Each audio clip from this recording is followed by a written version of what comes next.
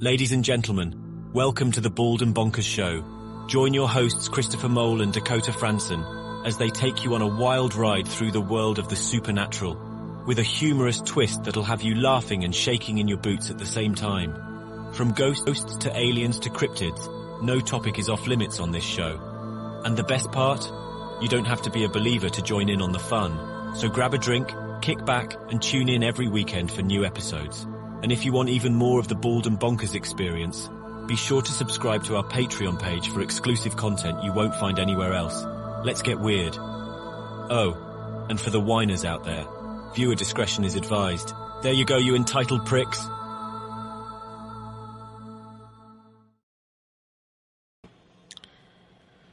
Well, we are back.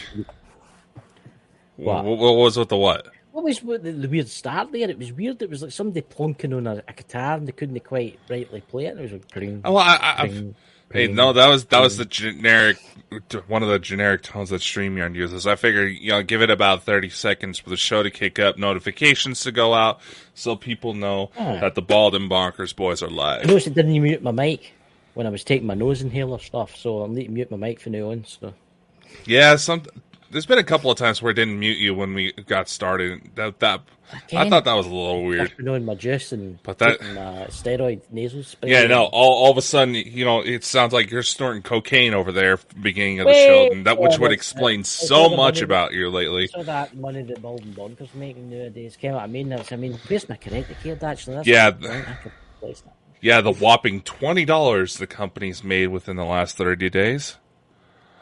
Wow, $20. See if that was in like 1673. That was a lot of money then. Of course, obviously we know, ladies and gentlemen, because Chris is so fat, he's obviously not on drugs. Look, it's called the hay fever, ladies and gentlemen, and I take this stuff called what is this? Sudafed blocked nose aid. It's amazing stuff, by the way. Really good stuff. But don't take too much because it's addictive. I would like to say something in the chat there, John Morris. Welcome to the room. Hey, welcome what's going on, John? World. You're in for a treat tonight. Yes, as we get to discuss one of the greatest mysteries to ever brace mankind, the ultimate female orgasm, or UFO. Brought to you by a message from the National Association for Slutty Americans. And you've got to remember, ladies and gentlemen, that Dakota here is a subscriber to that. He's a lifetime member. He pays a lot of money to be in that club, don't you, Dakota? No, not really. No. Anyway, what? No, I'm joking. Obviously, it's Bald and Bonkers. We gotta joke around. And you know what? They're fighting us on fucking monetization, so we might as well just let it fly. We can't get monetized. We can't get monetized. We can't get monetized. Because obviously we're talking about UFOs, we're talking about 5G, we're talking about the bug, we're talking about all these things that people should know about. We're the normal people on like YouTube talking about dressing up as cats and lying in the corners and jumping about and watching cats play with balls of string and stuff like that, and No, it's like if you have any weird cat things going on, I did just have to bury one, so. Ladies and gentlemen, Dakota lost one of his cats. Oh. He got old. That's all it is. He's up there on the Rainbow Bridge now. He's waiting. Just think, when you're an old man of 136 and you cross that realm into the afterlife, all those animals will be waiting on you, ready to pounce on you with excitement. Well, that bastard cat fucking almost tore off a big chunk of flesh on me, so I don't think he's going to be waiting on me. Big claw. Anyway, in all seriousness, ladies and gentlemen, NASA just did their first big public meeting in regards to the UFO phenomenon. We thought it'd be a good time to kind of discuss it, because, once again, there's nothing fucking new. I watched it the night. I watched the press conference tonight, and there was nothing there. It was, look, there's an orb. There might be an orb out there. There's an orb. Yeah, once again, NASA all they're saying is that, yes, there's something going on, these orbs that have been showing up this year, especially this year, seem to be the most common UFOs, but we don't know who they are. We don't know where they're from, and that's it. Yes. That's the most basic. Elon Musk's spaceship falling to Earth or something stupid like that. Look, we're obviously getting visited by extraterrestrials for different worlds and different dimensions and stuff like that. They have to say this now because it's getting more and more out there. There's more and more sightings out there. It's happening more and more, and they're like, "Oh, we have to join the club with the UFOs now." Honestly, that's what they're doing. In case one day a big one appears, you know what I mean? And they're like, "Oh, we knew that existed." That's there was that study that came out not too long ago from that one Harvard professor, Avi Loeb, I believe his name is pronounced, that they're full on saying that they fully suspect there could very well be a mothership in the solar system that's been sending these craft as sort of probes to monitor us. I will say this. There's a lot of strange things happening on the Earth right now. Mm-hmm. Have you noticed the chemtrails this weather? And this is big. This is a hot topic on TikTok and YouTube. The chemtrails this weather. Have you noticed the sheer amount of them? Yeah. I've got the Flight Radar Pro on my phone and my tablet, right? And yesterday it was beautiful blue skies in the morning, right? And I maybe counted about 15 different aircraft. And I thought, I'm gonna look this up. And there was 4 aircraft flying over me in crisscross patterns, like spraying their stuff, right? Yep. And I looked up the flight radar, and there was 1 helicopter showing. That's all it was showing. There was no other aircraft. I was like, that's a bit strange. Really? That's a bit strange. And then today around about 4:00 in the afternoon, I was out the back, and the place was getting hazier and hazier and hazier. And I seen a plane coming in to land at Glasgow, which is 36 miles up the road. And I looked at it, and I thought, oh, there it's coming for Spain, coming back for Spain to land. It tells you its destination and stuff. But at the same time, there was one going that way, high altitude, and one going that way at high altitude, and one coming this way at high altitude, right? But this one was kind of low, and the only one that showed up was that one. Did you know, and this is an interesting fact, that aircraft specialists will actually talk about this. See the contrail that comes out the back of jets, right? Mm-hmm. Yes, it does happen. There's 2 things I'm going to say here. But at lower elevations, it doesn't happen. Where this is happening, right? Mm-hmm. See the height of some of these aircraft that's producing this chemtrails. They're not high enough to cause the ice crystals to form, right? Mm-hmm. And they've actually come out with it now. The government's actually come out and says, "Oh, we're spraying it," but they'll not tell you why. I mean, is it weather modification, or are they trying to hide something? Like something that's showing up around the world in different places. There's been weird things happening lately. Well, it's the 2020s, man. Nothing's can be thrown out the window these days. Yeah. But there's a number of different theories. Is it like a form of pesticide spraying, and they're putting something in the air to purposely make the population nowhere near as healthy, nowhere near even affect their intelligence levels, so they're easier to control? There's a couple of theories. There's a lot of theories out there. One, they're spraying it to change the weather patterns. It's weather manipulation, right? Mm-hmm. 2, they're doing it to cause haze so you can't see anything flying through the sky that shouldn't be there, right? Or things in the sky that shouldn't be there. You would still see it. If it was bright enough, you would still see it, right? So I don't hang with that. Or they're spraying something that's dumbing down the population. It's like fluoride in the water. Yeah. Right? It's like fluoride in the water. And I think this is all connected to the UFO stuff. I'm telling you, there's something going on. Because, see, in the last 6 months, it's went off the scale, the spraying. Mm-hmm. Mm-hmm. right towards, weather starting here in the northern hemisphere is going to start getting warmer. More people are going to be out. More people to be exposed. Yes. And ladies and gentlemen, this is why we don't get monetization, because we talk the truth. Yeah. It's like, here's the thing, people are going to say, oh, those two guys are crazy. None of this is true. That's the thing. If you actually look at it, there's some very real threads here that we're tugging at, and some of the stuff that's unraveling. Do you know it's getting that bad in the UK now? The chemtrails. The BBC weather, live on the TV, will say this. They'll go, yes, and the chemtrails are caused by low aircraft flying, and they're actually admitting it now. They're actually just blowing a bit of dust off my specs. It landed there. I thought there was something crawling on my spec. But they're actually saying it now in the weather. They're actually saying it. Yeah. Yeah, I've been noticing a bunch of that over here in the States too. But what they don't realise is you've got to be really high up to cause that type of thing happening. Mm-hmm. For ice particles to form. Know where these planes are flying. Some of these planes are flying at the same altitude as ones coming into land. And the difference between contrails and chemtrails, ladies and gentlemen, contrails is basically the fumes coming out the back of the steam, that coming out the back of the jet engine, the turbine, right? That will disperse really quickly, right? Mm-hmm. So once one flies over, like 10 minutes later, it's gone, right?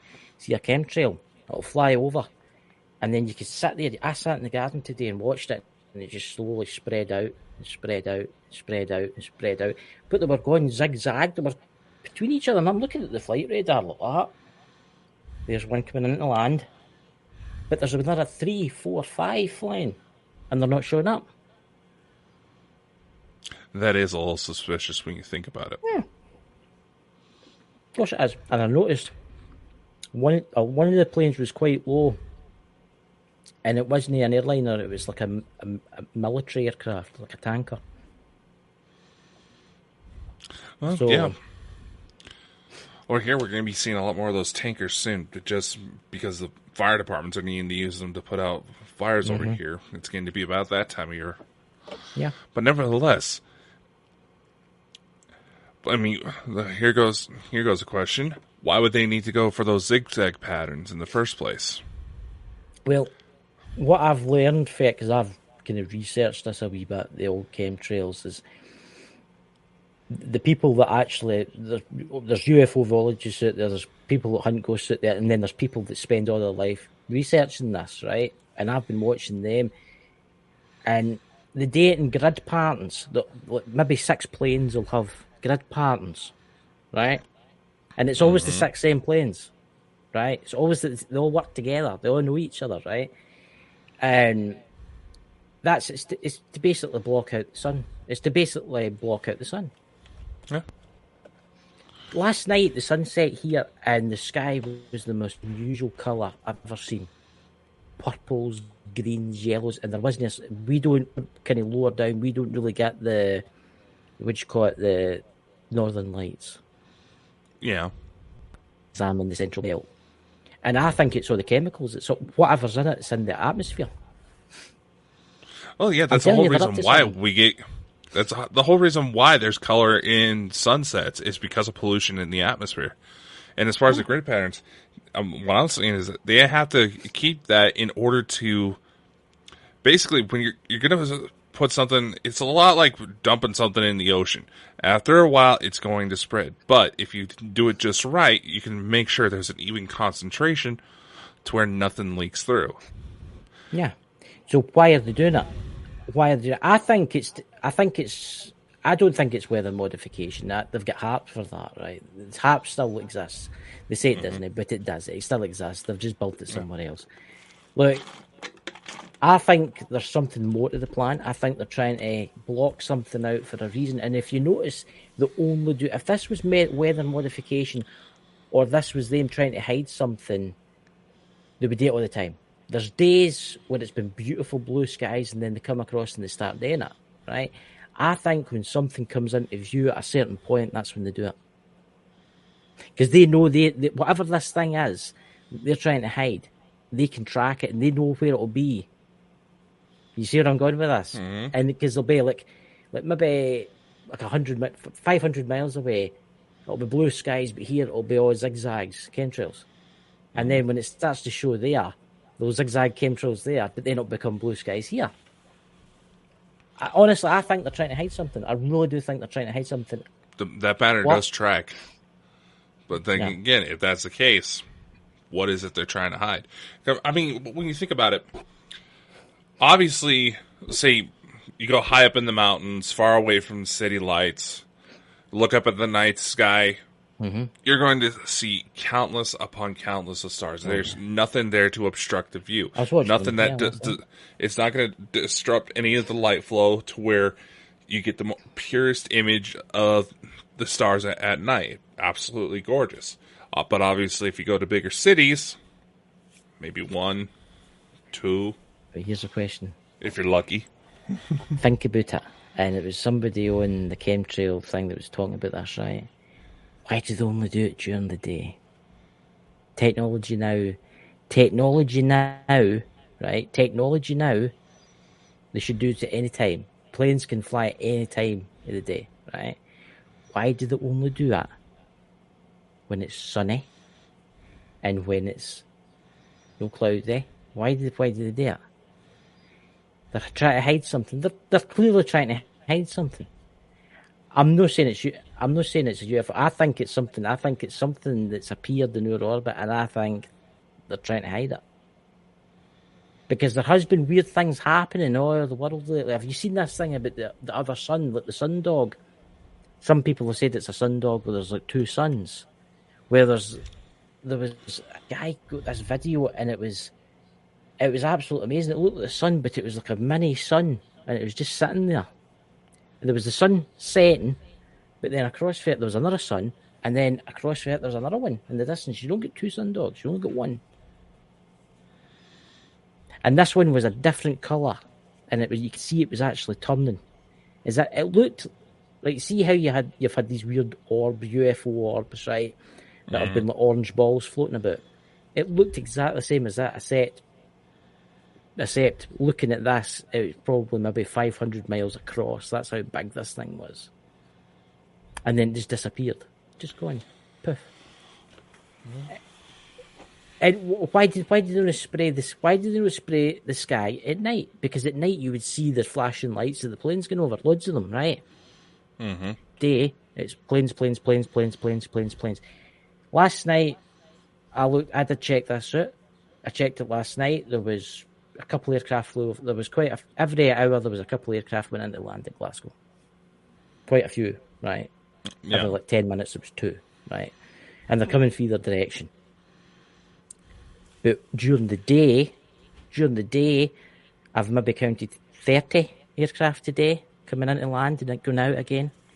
But the ones are high altitude, because it tells the one on the radar app, it tells you their speed and it tells you their altitude. The ones really, really high up are not showing up on the GPS thing. Mm-hmm. They're military. They're obviously military, and you can see them spraying, and they're doing it in zigzag points. It's like tic-tac-toe. Is the guys playing tic-tac-toe with each other up there? That wouldn't surprise me. No one's some pilots. Yeah. Who's in the chat? Drew's Abandoned Paranormal. Welcome, Drew. Mm-hmm. So, I mean, what's your honest thoughts on everything that's going on right now? It's honestly hard to say to the extent. Obviously, without a doubt, something big is about to happen. Oh, yeah. And it continues to track. I mean, there's several contactees have been coming out saying that these orbs are from the space arcs that, yes, some of them are associated with Federation, but that some of them are older in concept than the Federation's involvement with Earth. Yeah. It's just, you can't really ignore the fact that we're possibly sitting on the very edge of one of the most historic times in recent human history. We're staring at the edge of the cliff, and something is coming right behind us, getting ready to push. I'm going to say this to people that are worrying about war happening with Russia and stuff like that. So it's a distraction. It's a distraction. Yeah. Right? I am not saying it's not happening. It's happening, right? But it's a distraction.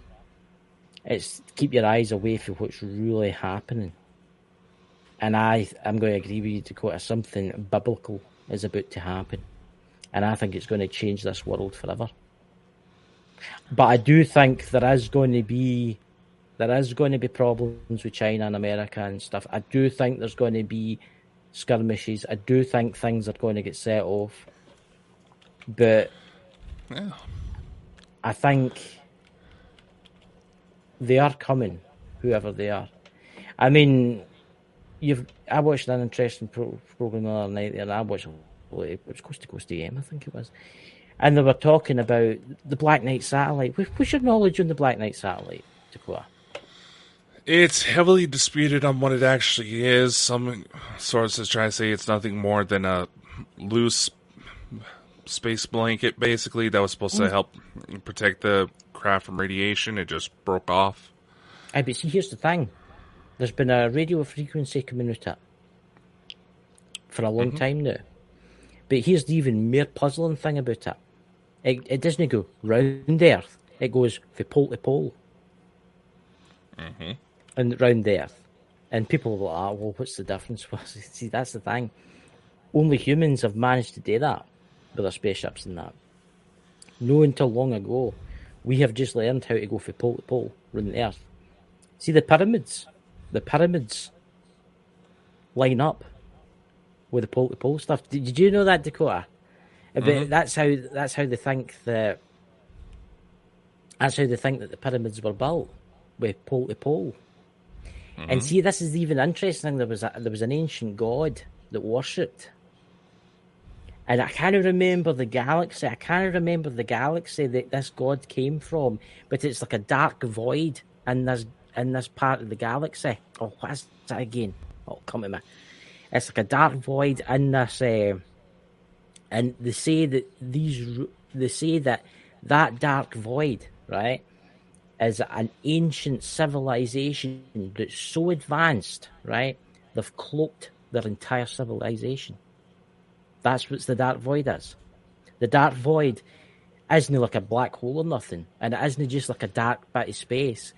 It's, how can I say this? It's an entire part of the galaxy, right, that's been cloaked.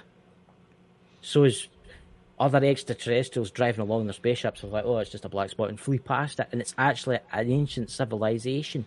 And this god that lived there, that's meant to build the pyramids, that built the Black Knight satellite, right?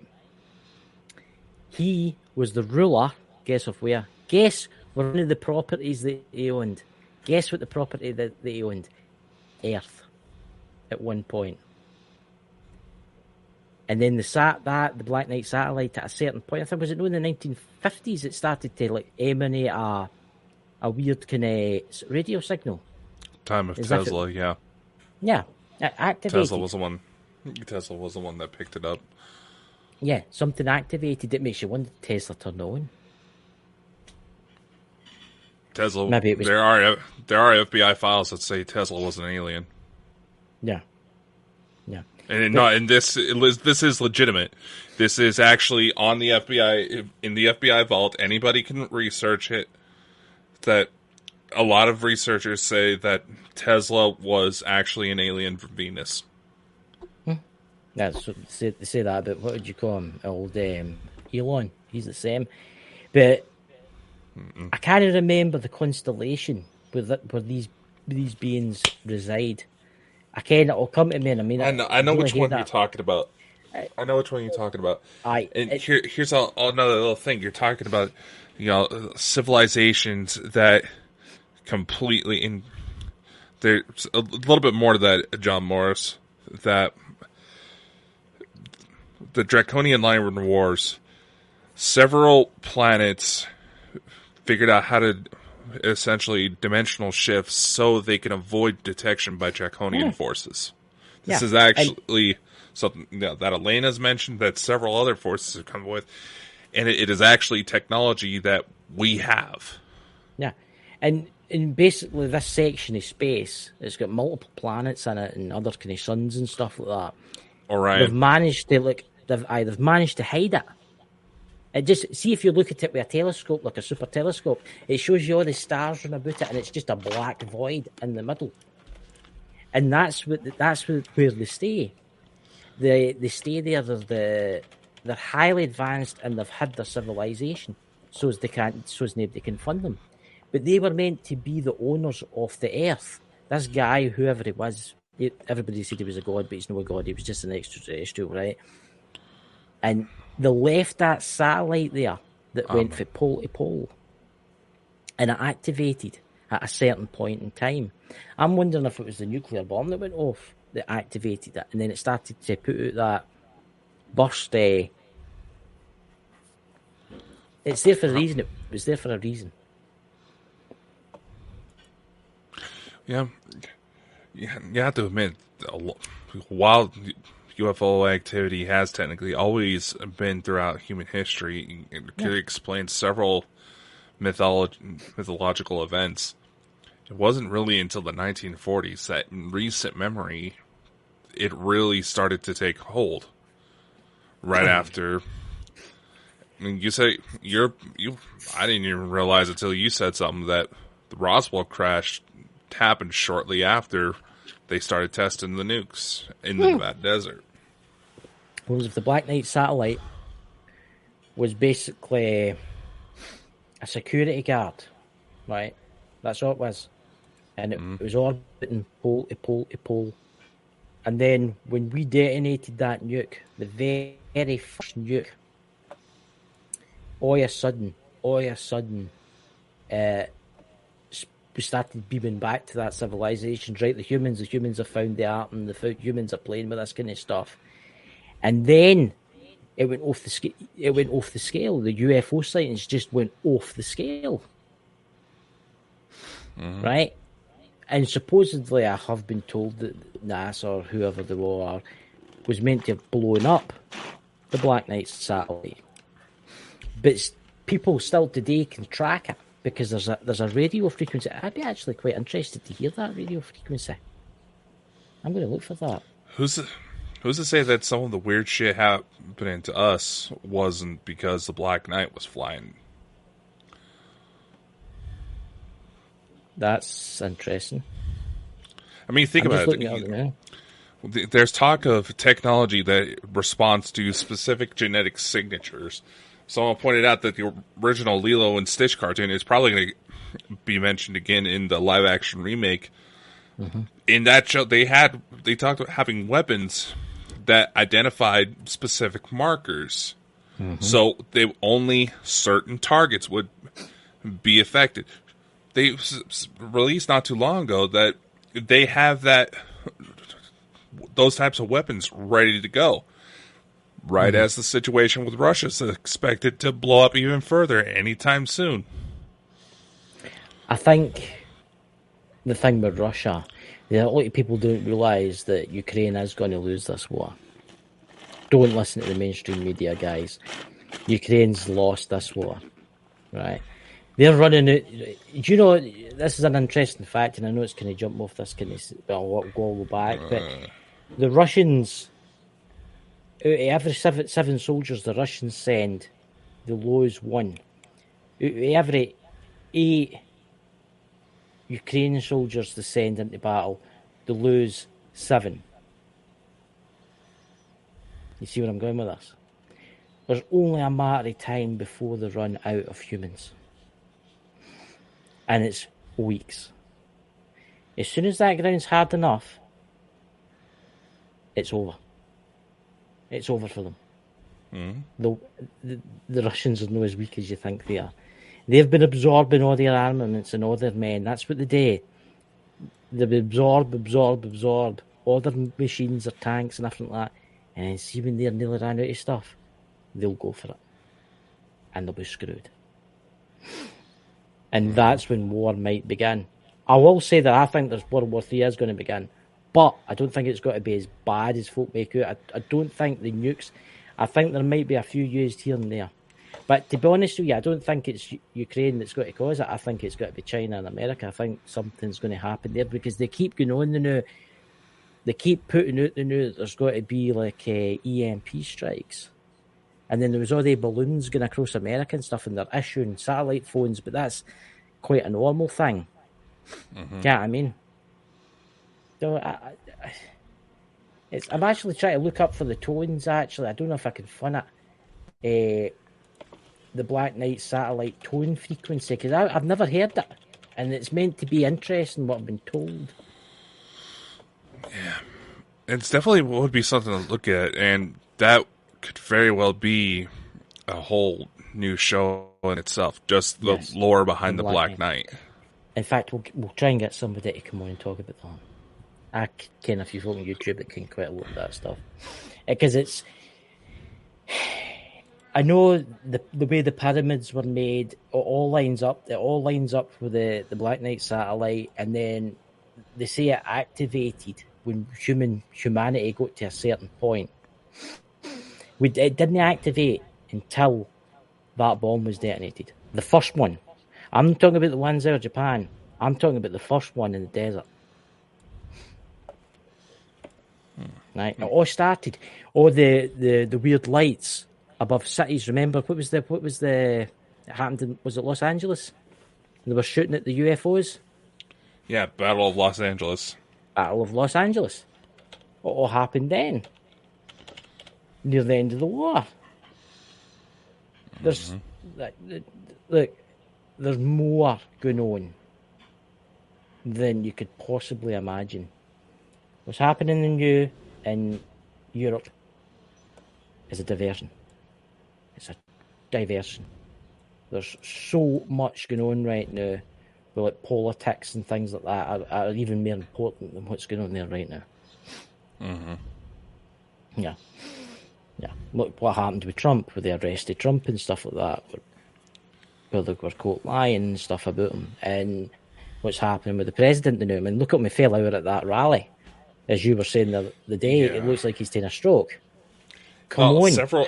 Several of Biden's quirks. Any regular, just elderly person were to exhibit those signs, they would be flagged as potentially having had a stroke or having a stroke and need immediate medical attention. Now, granted, he's the president, and there's several global elites, and this is actually true, that go to clinics in Sweden in order to receive some of the most top-of-the-line medical care. You know how certain elites, they say, they got cancer, but then they're all better within a short amount of time. They go to these clinics. This is actually true. This clinic biopsies a sample of the tumor and exposes it to the various different chemotherapy treatments to see which one works the best and minimalizes side effects, ensuring better odds of recovery, almost like 90% recovery, even higher if I'm not mistaken. That type of stuff is being hidden from the public. Don't you think that one should be made as widely available as possible? It's like these bio bed things that are meant to be coming into circulation soon that I keep hearing so much about, that are getting built en masse on the moon and stuff like that. See, I've got a theory about the moon that I've been sitting thinking about this for a long time. I mean, there's reports that date back to when the moon didn't exist, which I find very interesting.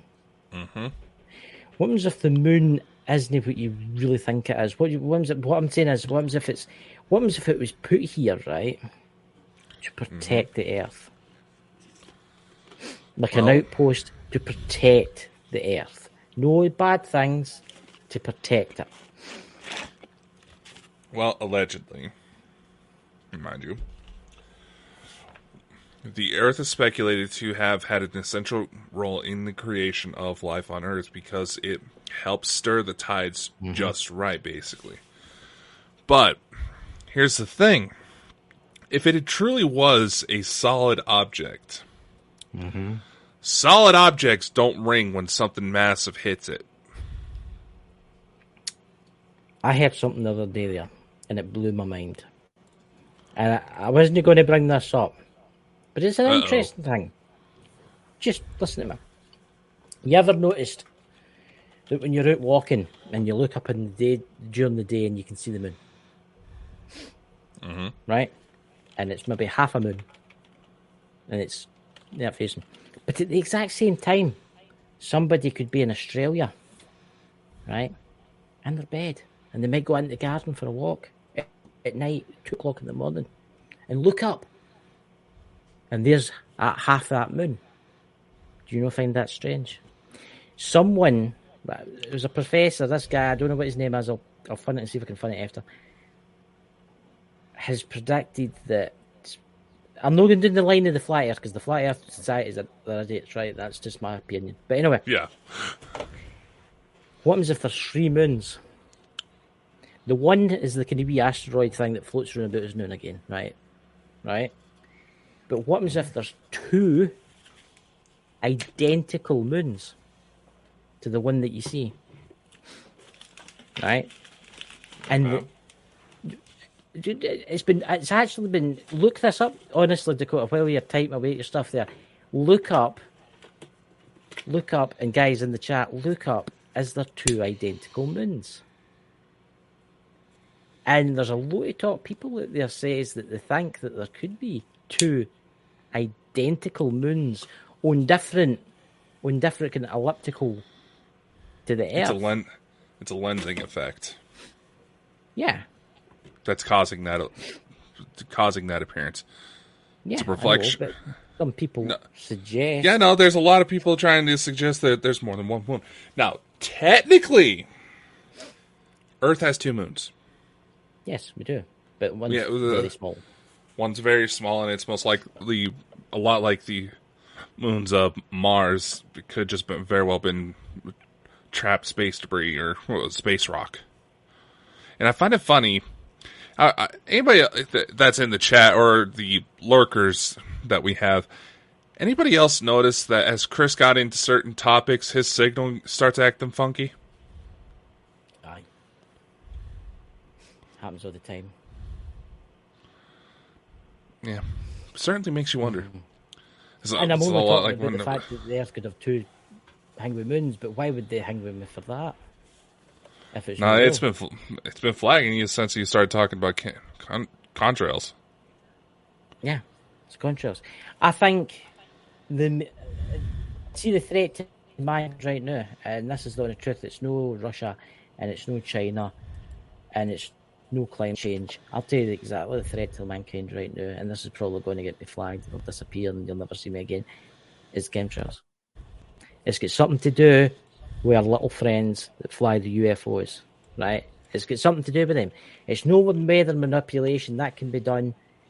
It's either they're trying to hide something, or they're trying to spray something.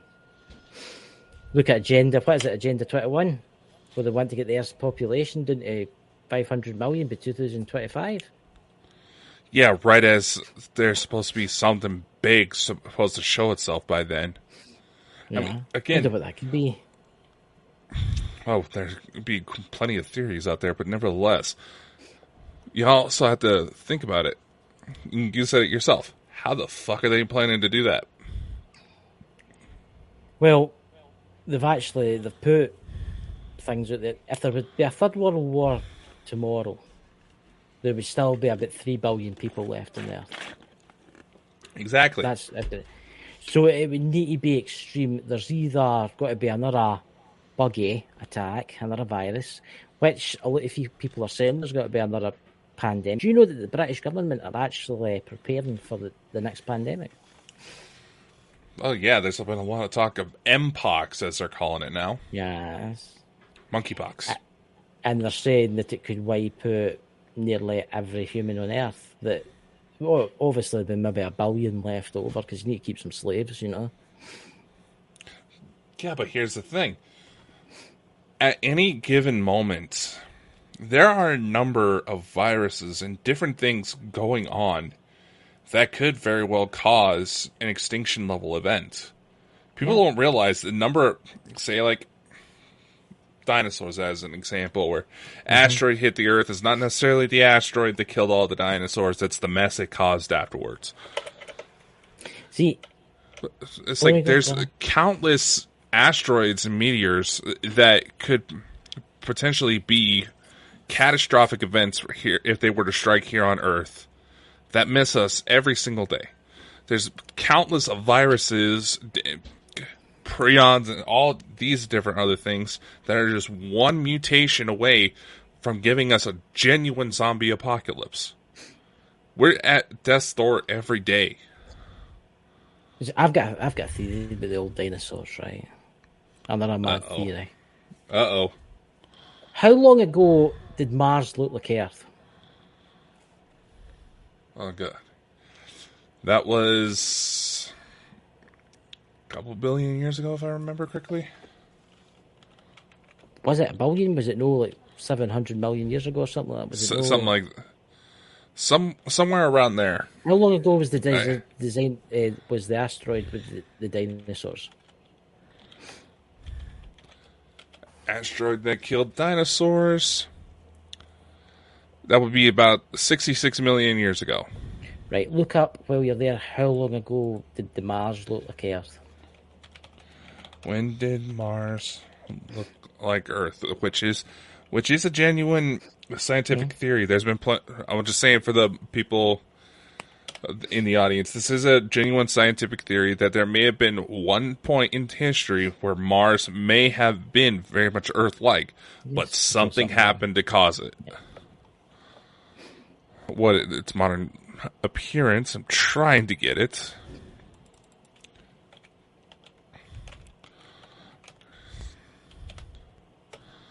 So I'm not pulling up exact dates yet. Because something happened in Mars that totally changed it. Completely. And you look at the scar along the side of it.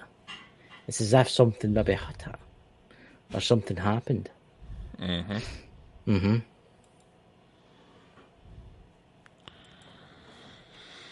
see. Here it goes. Now, I'm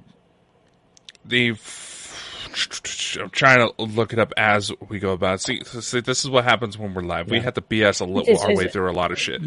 Right. This is while you look it up. Right, I've got a theory. Right, that what happens if there was an advanced civilization on Mars, right? And they're like, oh, there's Earth, but Earth is more prehistoric. There's a lot of things there that would eat you, basically, right? It wasn't friendly to human life, right? What happens if they knew, right, oh, there's something coming that's going to destroy Mars. It's got to change it, right? And they thought, right, listen, we've only got a certain amount of years before we need to flee. What happens if they deliberately killed off the dinosaurs, right, and fled Mars to Earth? All right, we got finally got some numbers here.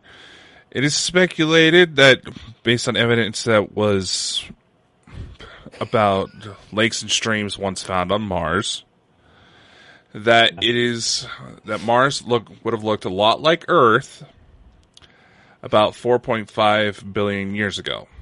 Yeah. The asteroid that ended the dinosaurs was 66 million. Right, so it's obviously not that then. But I do think that there was something happened. I know, I had to bring that up. Pete, you've got the same mind as your dad. Clearly. You can definitely tell who his daddy is. Pete here's like a farmer type guy, and he probably knows it. Can you imagine what a Martian cow must look like? It's probably got 5 legs or something like that, or 6 legs. 4 udders. Milking away all night, you know. Green milk. Yeah, you seem to be all too happy doing this motion. Well, Pete's into that kind of thing. He's into that kind of farming thing, you know. But that's what I don't want to ask. That's what farmers do. They're right into milking cows and stuff like that. As long as it's a cow you're milking, it's not like a bull or something like that. I was about to say, yeah, you definitely seem like the type you would accidentally try to get milk from a bull. You're going to bring up that movie. What's that movie with the guy with the... Is it Kingpin it's called? The guy with the false hand. Oh, come on. He plays what 10 movie are you talking about? He's got a false hand. People ken who I'm talking about. There's a scene in it where he goes to a farm. No. Okay, it's like you're almost old enough to be my father, Christopher. What movie are you talking about? It's called Kingpin. It's about. I need to say it, John Morris. Thank you very much. Kingpin. The guy lost his hand, and it's a rubber hand that he's got. And it was a kingpin tournament. It was the boat 10-pin bowling, and he goes to stay with the Amish for a couple of days, and he dresses up on an Amish gear, and he comes back to the guys that are leaving. He says, "Listen, I've milked your cow for you, and this is really fresh." And he's drinking it at that, and the farmer turns around and goes, "We don't have any cows. We've only got a bull."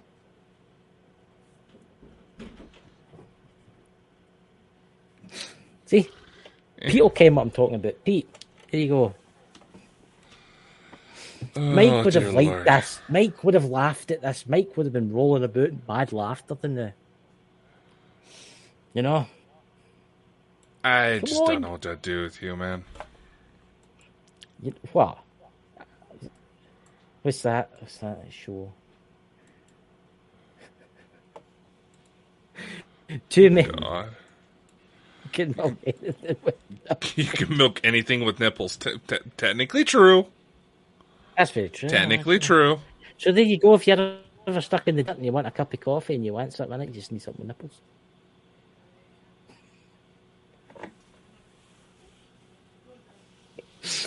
I love doing this to him, Pete, by the way, because it makes him all blush and that. He goes, "Oh, look at me, he's getting red in the face and all that kind of stuff." I love doing this to him, you know.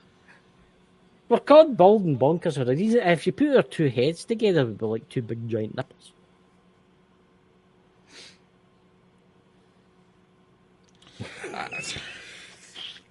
If I heard me look like Dolly Parton's chest, but all right. Aye. Well, mine would obviously be a lot smaller, but yours would be like odd size, but, you know. I didn't know that you can milk anything with nipples. You know? Yeah, you can. You ever seen the film Meet the Fockers? You've got to tell me you've seen the film. And he goes, at the very first episode, he says they milked the cat, he helped milk the cat.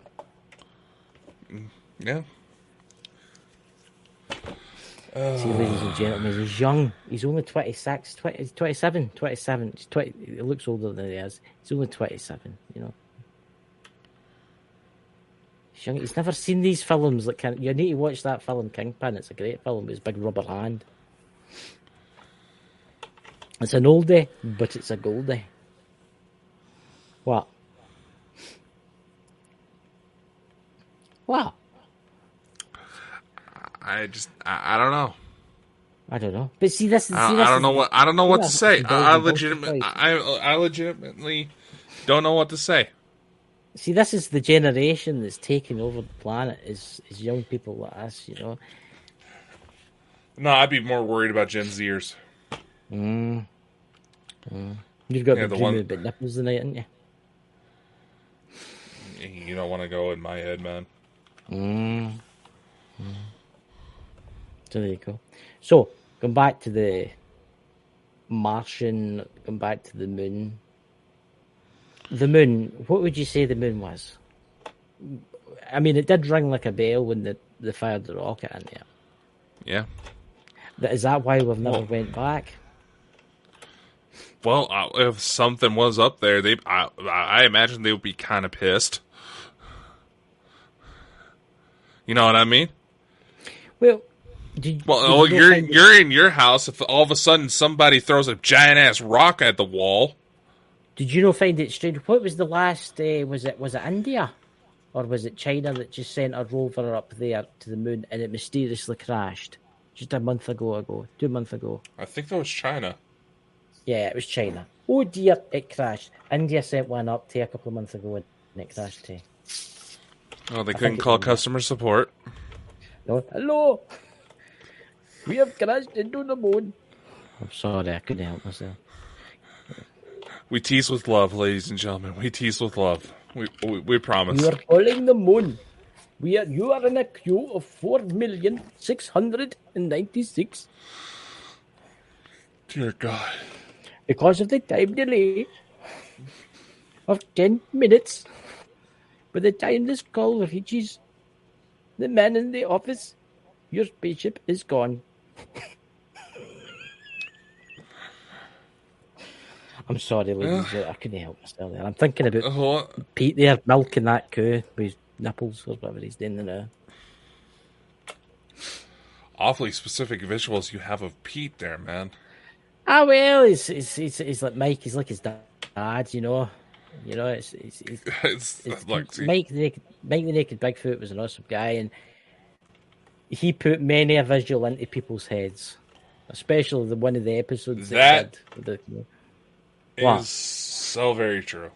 I can't argue. I mean, remember the episode, the most infamous episode that Pete, that your dad, Mike, had did was sex and the paranormal. If you haven't watched that, guys, you have to go and watch that. I still have not recovered from that. I really haven't. I can't even watch it. It's just that funny.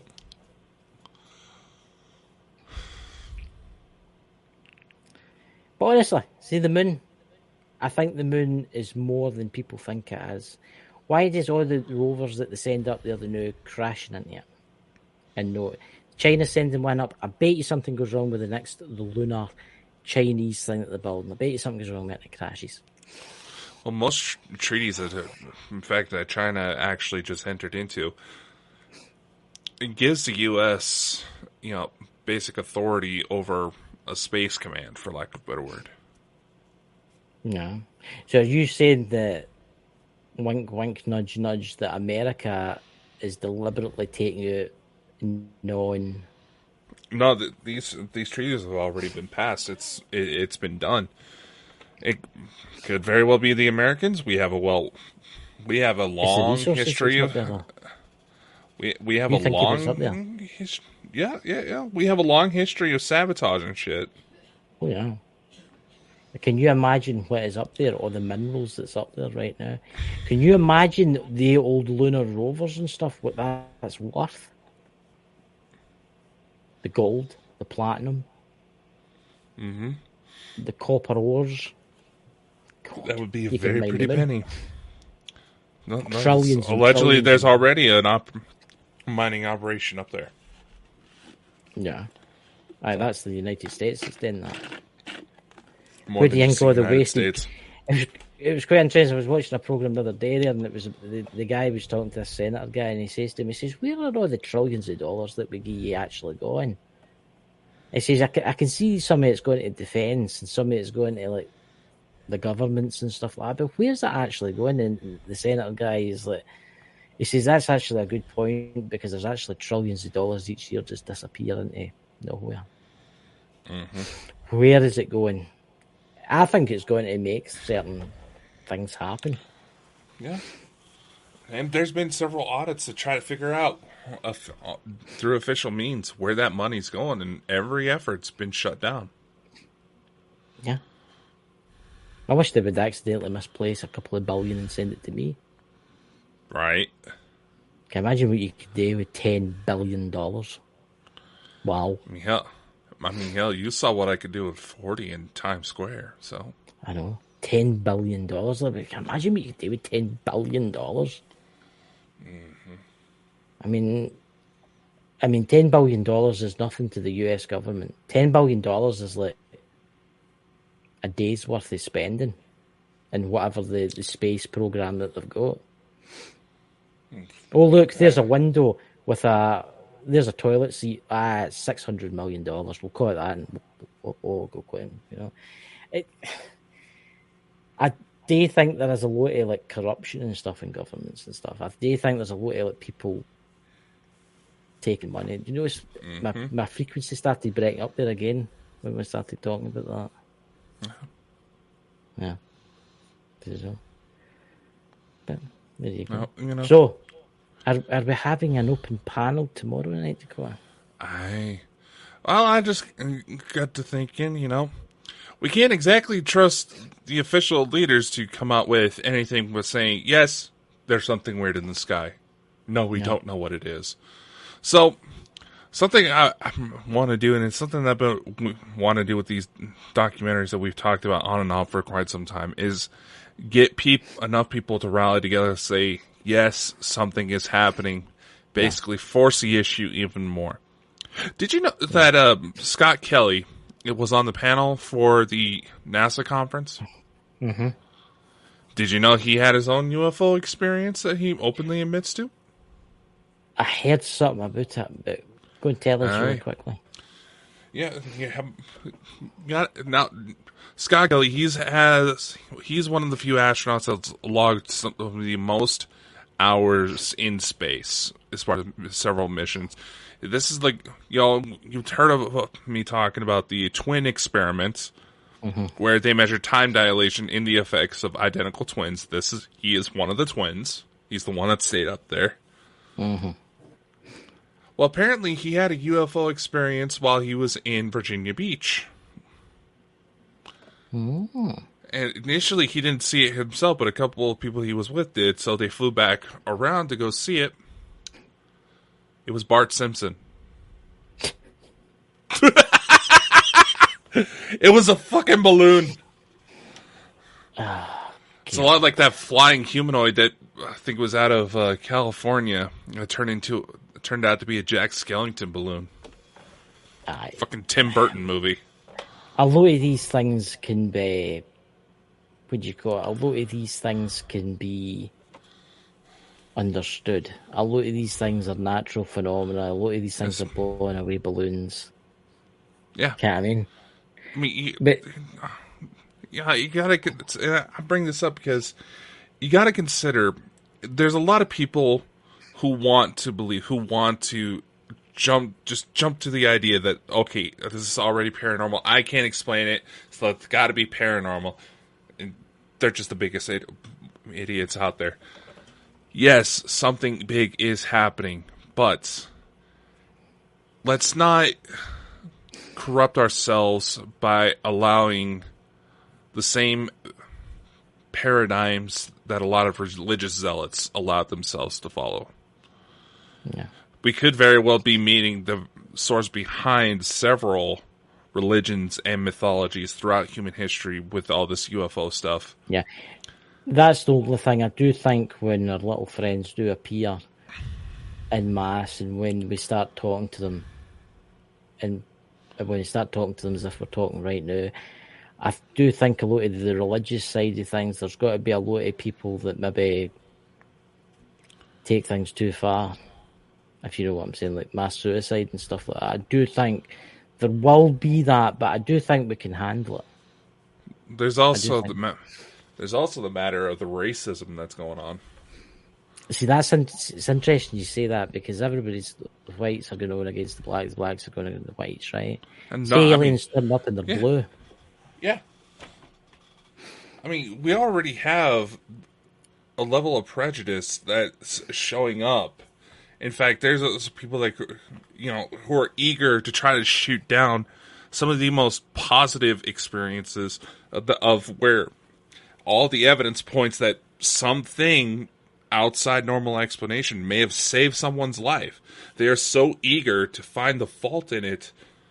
Mm-hmm. It's thinking about a white person hating against a black person and vice versa.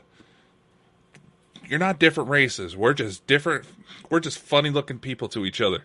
And that stems from tribalism. The second we get ETs in the mix, that's going to kick in. And a lot of these people that try to claim they're all love and light, they're going to be some of the most hateful assholes out there. That's the thing. There's a lot of people that believe that the only aliens out there are the Nordics. They're tall, they're blonde, and they've got blue eyes, right? That's all they believe. Yeah. But what's going to happen is they are going to come. Let's say the Federation land and the White House lawn. the big door opens up, and out comes a Nordic. And out comes a wee guy with blue eyes. Then out comes a guy that's kind of funny looking with tentacles. And then out comes everybody that comes out the spaceship, every one of them's different. Can you imagine what's going to happen? So all of us that are awake to all this and that, we're going to be like, yay! But then there's going to be folk that are going to be like, kill them! That kind of thing, I'm telling you. Yeah. I mean, there's races out there that have tentacles coming out of their head that almost look like weird dreadlocks. And allegedly the Federation has this taken into consideration that when the first one starts showing up, they are going to be the ones that can pass off as everyday humans. You look at some of the UFO reports and declassified documents. They say, yes, they look like us, but say if you were to cut one open, they're going to look kind of funky. So there you go, Pete. You could be sitting there in your garden. You'll be sitting out there in the mountains there, you know, sitting in your chair and a spaceship might land down and this big tentacle of things will start chasing after you up the mountain. You know? You know? But you better, if it's got nipples, you can milk it. No, I'm just saying. We may have some sort of idea through contactee and disclosure movements, but the reality is, how can any of us truly say we are prepared until we are truly faced with the situation head on? We can read about it, we can hear all these eyewitness testimonies all we want, but we're not going to know what it's going to truly happen until the day comes. Oh, I think when it does happen, I still think it'll take humanity a while, because when the day come, they're not just going to give us all the technology and everything on the spot. They're not going to just say, all right, here's the light drive, they can travel anywhere in the galaxy and stuff like that. Or here's this that's going to cure all your cancers and things like that. I do think they will give us medical stuff that will help with a lot of stuff. I do think they'll give us clean energy, but I think they'll want us to work a wee bit to like, travel outwards. They'll give us stuff, but they'll not give us what they've got, top stuff. If anything, the materials that we're getting, we may have to think of it as like hand-me-downs a parent might give to a child. Yeah. So they're old computers for like maybe 10,000 years ago. That's what we'll get. You know. So tomorrow night on the live, what we doing tomorrow night? Like I said, well, we're going to open up the panel tomorrow. If anybody wants to come in, share their take on what's going on in the world, should maybe share their own stories, you're more than welcome to. Yep. So, ladies and gentlemen, if you're in the chat, Pete, if you want to come in and tell us any strange stories you've seen in the farm, any strange extraterrestrials you can tell us about, you know. You know, and MD in the chat, you're welcome to come in. Obviously, there's got to be whatever happened about that. Remember last week there was that guy that joined. What happened with that? That strange character. You lost the plot and you went into meltdown. I went into meltdown. I'm sorry. I don't necessarily care for people that go and make remarks like he did. I know. That was bad. That was bad. No, that was despicable. And I know people get a little flustered about me firing off, but when you read the types of things he was putting down, I think I was more than justified. Yeah. But no, I haven't had any further communication from him since I made sure to announce on the air, and I was not kidding, that I already found his name, face, and address within 5 minutes of him popping up in here. It just shows you. It just shows you, Kim, I mean. Yeah. That's the only thing you have to watch out for when you do put the link in, because I had that when I go to Scotland, when I put the link in, strange people appeared, you know. Yeah, I know one of them comes from the Parapost side of things, because we get the notifications from him, and I'm just like, all right. Now, I'm more curious about that one chick that was harassing you. Oh, aye, that's right. That one that was talking in the private chat and all that? Aye, that's right. Look, you just get folk that you get folk that are jealous, and you get folk that buy their subscribers and stuff like that, and then expect everybody to come flocking to their channel. And you know, I was looking at somebody on YouTube last night, and they had 5 million subscribers and 1 view. You know, I think we need to find some kind of psychologist to talk about that. To talk about why people act the way they do online. I've always wondered that, because you get keyboard warriors and trolls. I watched a program about it one night where they actually tracked in the trolls, and the trolls were like saying they were this and they were that, and they were totally, absolutely different. They were like in their mother's basement kind of thing. Yeah. I mean, most of the people that go to stir up trouble on the internet, chances are they're losers in life, and they know it, and they hate it. And because we're doing so well, and like I messaged you before the show, I've been in talks with some even more high you just had something fly past your little neon signs there. What? You just had like a mist behind you. I wouldn't worry about that. No, I know. I'm just saying, for the people that like to listen on the podcast side of it, come join a video show. I know. The light around, specifically the ghost. My curtains are drawing. No, it's like the light from the ghost one bounced like you had fog moving in front of it. Just, I don't know. See, it also doesn't take much to distract Dakota. Maybe it's my pal Robert. Or then again, it might be somebody else. It might be friends. Maybe it's those things with the pretty blue eyes that you've been telling me about. That's right.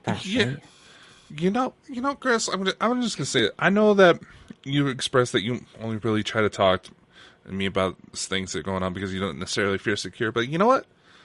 Maybe it's time for you to start coming out a bit more. Maybe one day. Hey, come on! Don't be such a chicken. It's not that. It's awfully cold here. It's weird you should say that, because my room is really, really warm right now. It's probably like my house nest. Yeah. But yeah, no, just saying, man. You know, just saying. Yeah, gotta get yourself out there, man. You came to us. It's Mike. You're coming to visit me. He's looking for the nipples to milk. Oh, then I cover your chest, man. Mike, if you can hear me right now, please visit Dakota in the night and give him a milking. You're going to get really, really cold there all of a sudden. Oh, here, that's brilliant, by the way. It's biling in this room. Stay round about me.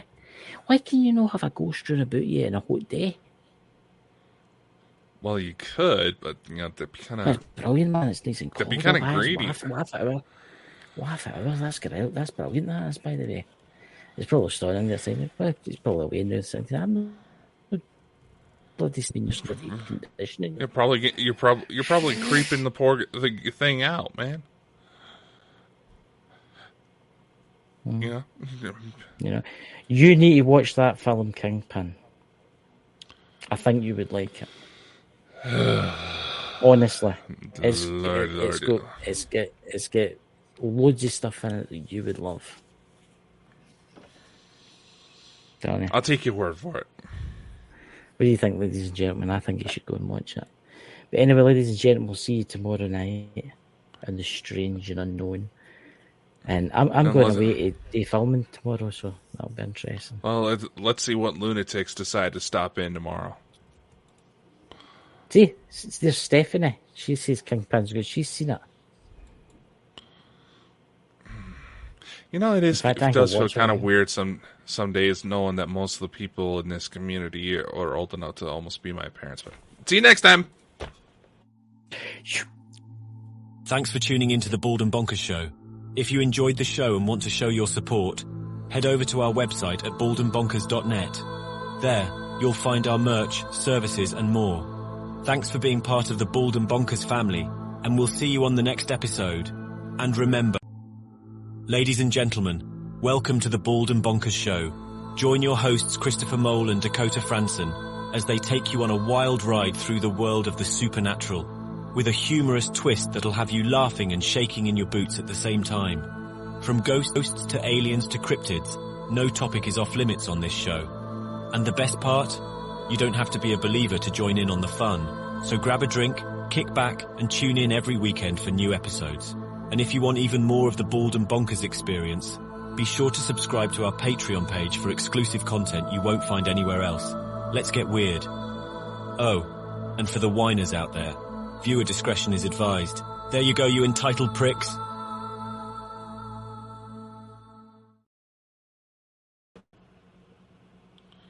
Christopher X. I was trying to edit your name. But I couldn't do it in time.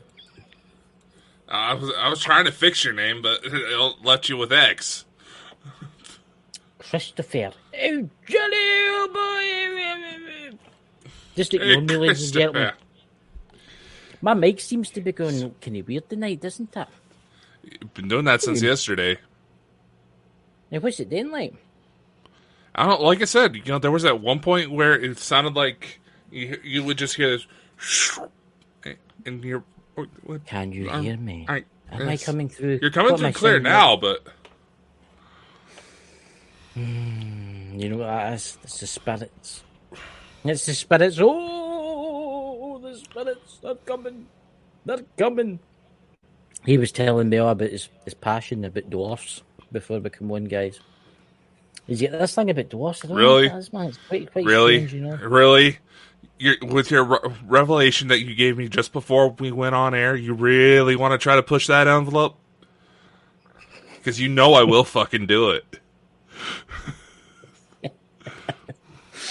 Come on. It's a wee laugh, you know. It's an interesting thing. We were actually talking about, guys, it's not about dwarfs, by the way.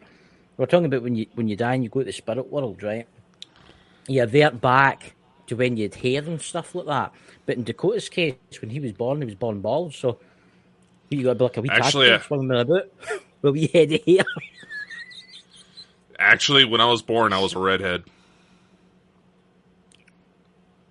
I was born a ginger. Seriously? You're a ginger. I was born a ginger. My mother threw me into the ceiling as a baby. The hair fell out. The ginger hair fell out. Grew back in blonde. No, this is actually God's honest true story. You're ginger ninja, the man. Look, I'm drinking ginger. And that's the Scottish version for juice. Drinking ginger, that might mean something no, else I'm drinking here in America, so you got to be careful.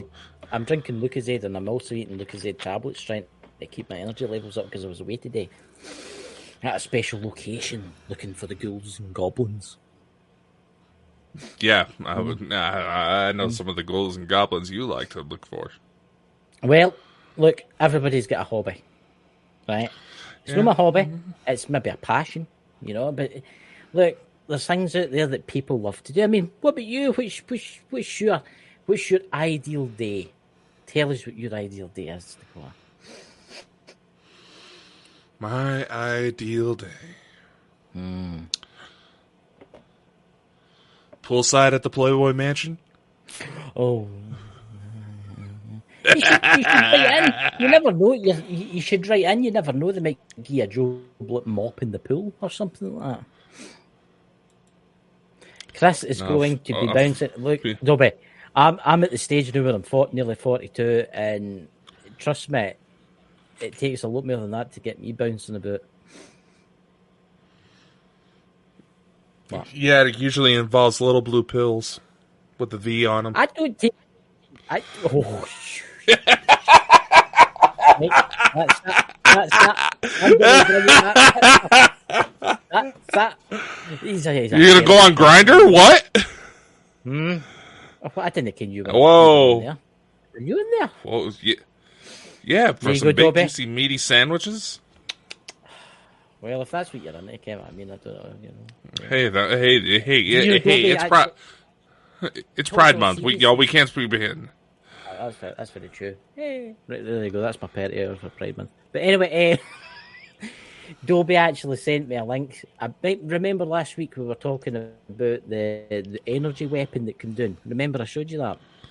Yeah, that was out of... that. Yeah, I've been seeing that one bounce around. It's an interesting clip, nonetheless. I'm saying nothing. I said nothing. Wait, is it a mystical, magical ball that you can? Oh, I can see their future. Chris, when he goes to the afterlife, will look young and handsome like he always does, and he will have a fine head of hair. Dakota, on the other hand, will be still bald. Christopher, I will say this. For how full of absolute, utter shit that you are spilling out of your mouth right now, you need to get off your ass and get a job in politics. I could be like, look, if Donald Trump could be president, I could do it. I'm going to make ghost hunting great again. Oh, dear Lord. That might just open up a whole can of worms. I'm thinking we could build a wall, right? Just hear me out here. We could build a wall round about the most haunted sites to stop the spirits getting out, right? And then we need to hire somebody. Who could we hire to look after the spirits? Brian G. Laverty. He's a hairdresser. He could do hair at the same time. We could send him in there, you know. Scary man, you know. But anyway, see what I'm going to make ghost hunting great again. That's it. Do you want to be my vice president? Sad thing is, I don't think Brian would say no to a gig like that. Oh, I think it'd be right into that. I could see him there with the mega hat that says "Make Ghost Hunting Great." Oh my God, that's what I'm going to do. I'm going to make a hat up. It's called "Make Ghost Hunting Great Again." I've just had an idea. If anybody steals my idea, I will sue you. Now, make ghost hunting great again. Make ghost hunting great again. I think that's a great idea. Right, that's that. I'm going to make a hat up tonight. I can do it on Amazon, have a hat here by Wednesday.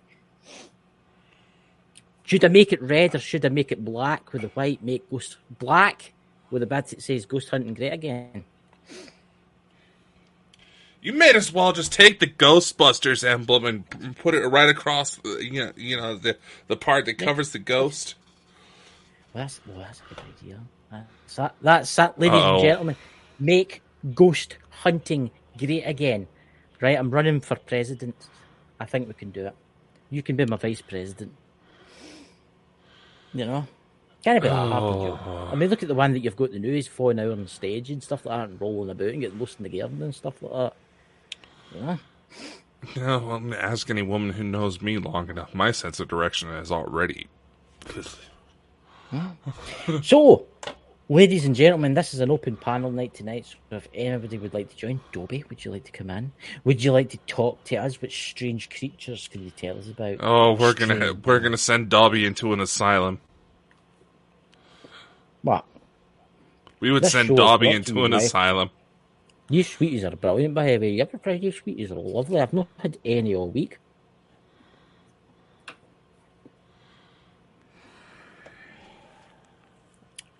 What? Ladies and gentlemen, my co-host just confirmed that he comes on the show high.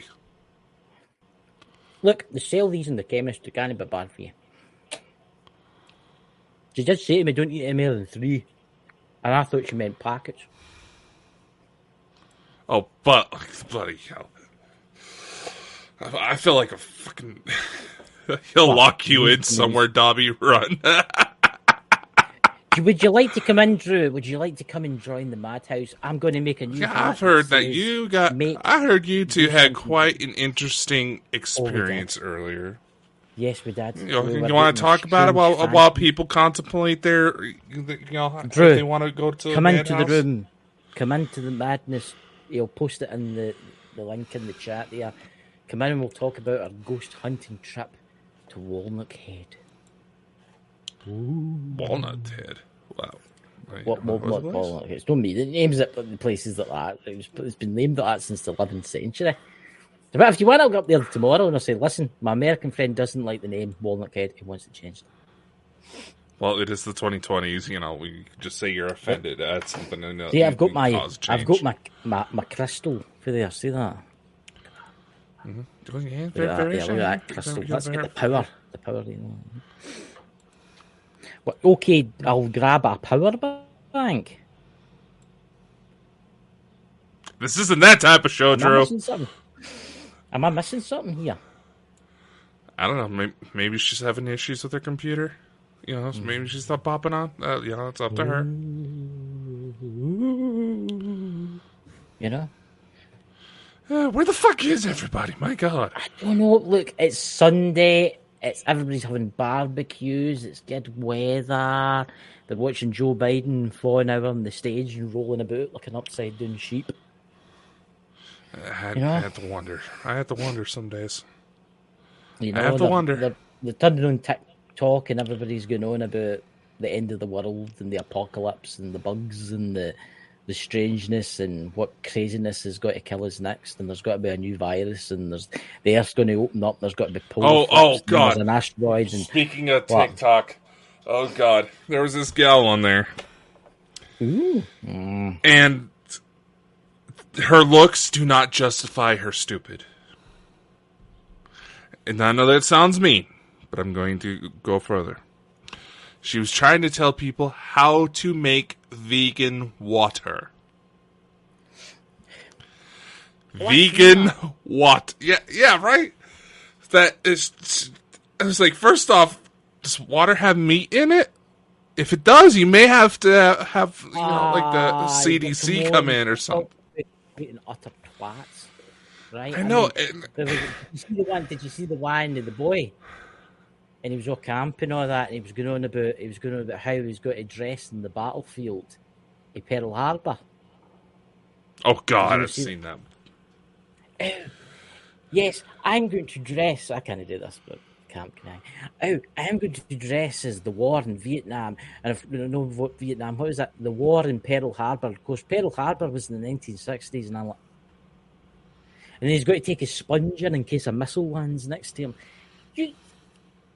Honestly, see if there's a third world war and they send all these young guys with their designer gear and their iPhones into battle and stuff, it's going to be a complete fucking bloodbath. I would love to sit and watch that far off distance, like, you know, with a pair of binoculars or something like that. We could take bets. We got a bunch of these kids that are signing up for military service thinking that they're just going to sit around and get to play Call of Duty all day. Aye. Ooh, I'm going in the army and I'm going to fight the Russians. Yay! 1 week later, a box. That's all that's left of them coming back over the line. Be careful how you say that, man. But it's true.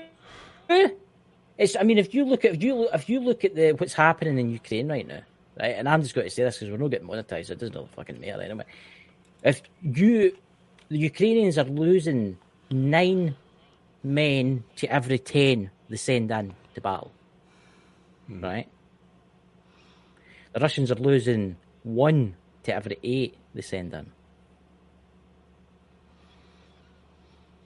Yeah, but still. So that's the irony of the war. It's terrible, and I wish they would stop, but it'll no until the world is corrupt. You know, world is already corrupt. Exactly. It makes you feel: are you on the good side or are you on the bad side? I know, and there's so many people on there that try to say, "Oh, I'm not part of this." Like, yeah, you are, because all you think that actually contributes is, you know, thoughts and prayers, making a TikTok video. That's it. Yes. I've got to love this, and I was talking to somebody the other day about this. I know somebody that's in the Marine Corps, the US Marine Corps, right? And they're actually stationed somewhere. They know, but I'm talking where they're stationed. And see these people that go into TikTok dressed as soldiers, and they actually say they're soldiers, but in actual fact, they're no soldiers. They're sitting in their back garden. Yeah.